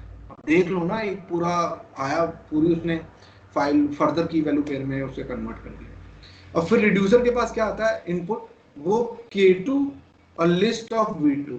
अब मतलब ऐसा पंकज के पंकज 1 और भी जगह आएंगे पंकज 1, तो सारी एक पंकज को उठाएगा और लिस्ट ऑफ V2 जो होंगे, फिर फाइनली वो लिस्ट ऑफ K3 V3 बनाता है। ये इंटरव्यू में पूछा जाता है, तो ये चीज आप ध्यान में रखना है। पूछा जाता है कि क्या रिड्यूसर का क्या इनपुट होता है और उसका आउटपुट क्या जनरेट होता है, मैपर का क्या इनपुट होता है, रिड्यूसर क्या जनरेट करता है। On what basis is key value pair generated in Hadoop, किस बेसिस पे की वैल्यू पेयर जनरेट होते हैं, तो Hadoop depend on the data set and required output. In general key value pair is specify in 4 places, map input, map output, reduce input and reduce output. Map input के लिए बता रहा है, map input by default will take the line offset, मैंने बताया ना text input format होगा तो लाइन ऑफसेट लेगा, यानी कौन से नंबर से स्टार्ट हो रहा है, and the content of the line will be the value, और उस लाइन का पूरा कंटेंट वैल्यू होगा जिसे टेक्स्ट बोला जाता है। और मैप आउटपुट क्या होगा, की और वैल्यू, यानी map basic responsibility is to filter the data and provide the environment for grouping the data based on the key. It will be the field text object, कुछ भी हो सकता है मैंने जैसे बताया की। और वैल्यू क्या हो सकता है, it will be a field या text object which is to be handle by individual reduce method. तो रिड्यूस का इनपुट क्या होगा, जो मैप का आउटपुट होगा, रिड्यूस का इनपुट होगा। तो ये सारा इंटरव्यू में पूछा जाता है कि किस फॉर्म में डेटा आता है। देखो की क्या होता है, की जनरली आपका यहाँ पे कुछ बता रहा है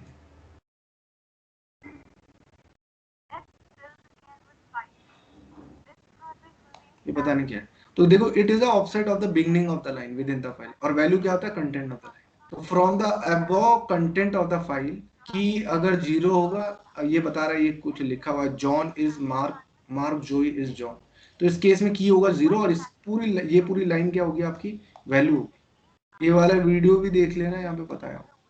तो 0 और ये पूरी लाइन हमारी वो होगी, ठीक है। फिर उसके बाद आता है इनपुट फॉर्मेट। मैंने अभी बताया था बहुत सारा इनपुट फॉर्मेट ही इनपुट स्प्लिट के लिए रिस्पॉन्सिबल होता है। तो बहुत सारे इनपुट फॉर्मेट होते हैं आपके, और जैसे कि एग्जांपल है file input format, text input format. By default जो इनपुट फॉर्मेट होता है वो आपका टेक्स्ट इनपुट फॉर्मेट होता है, and then key value pair text input format, sequence file input format.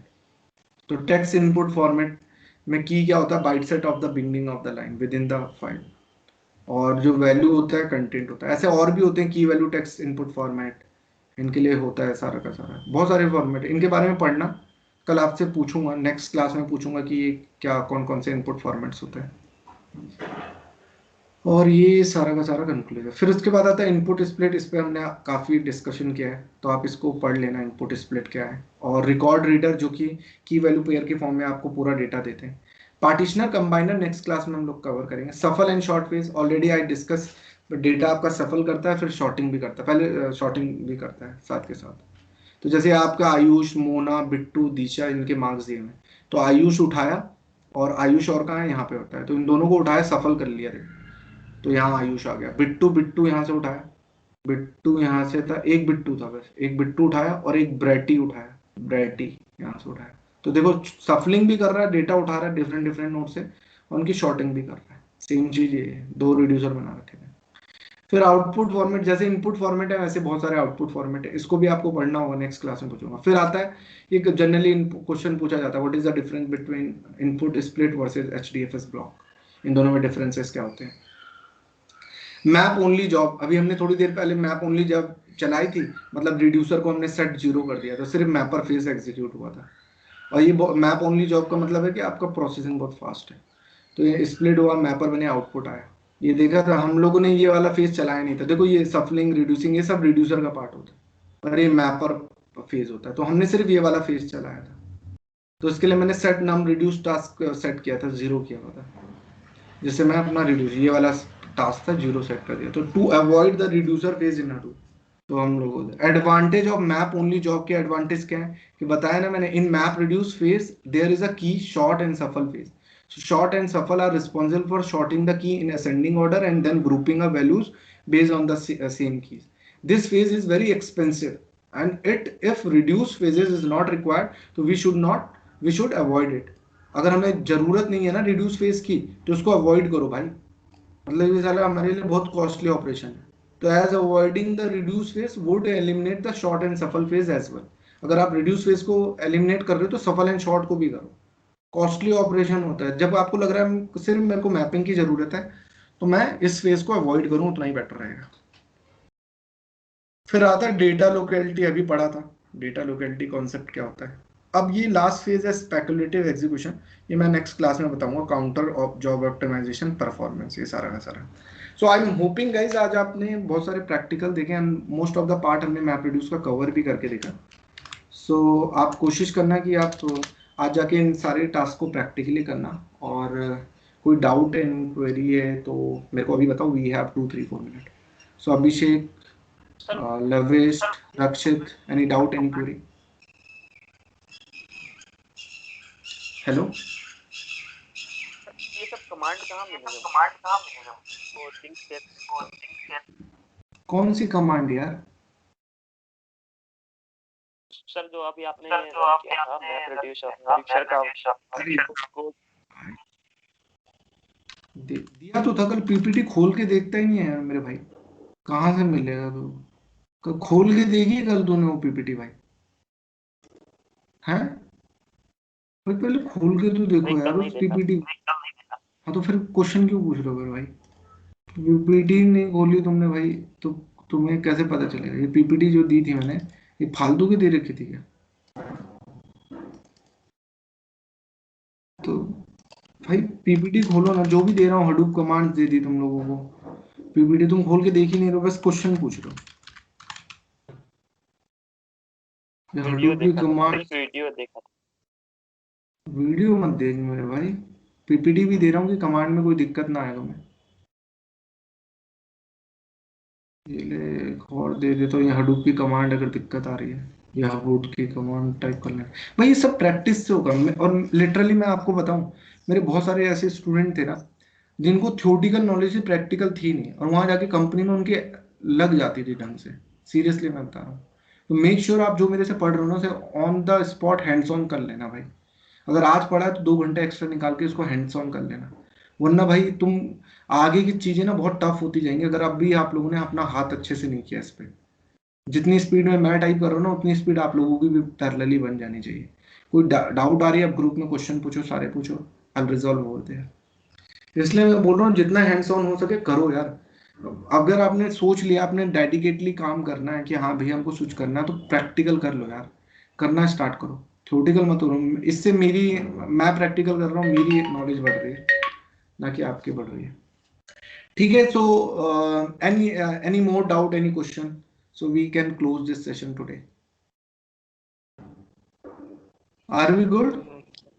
Yes sir. Yes sir. Rakshit, doubt, कोई question, yes sir.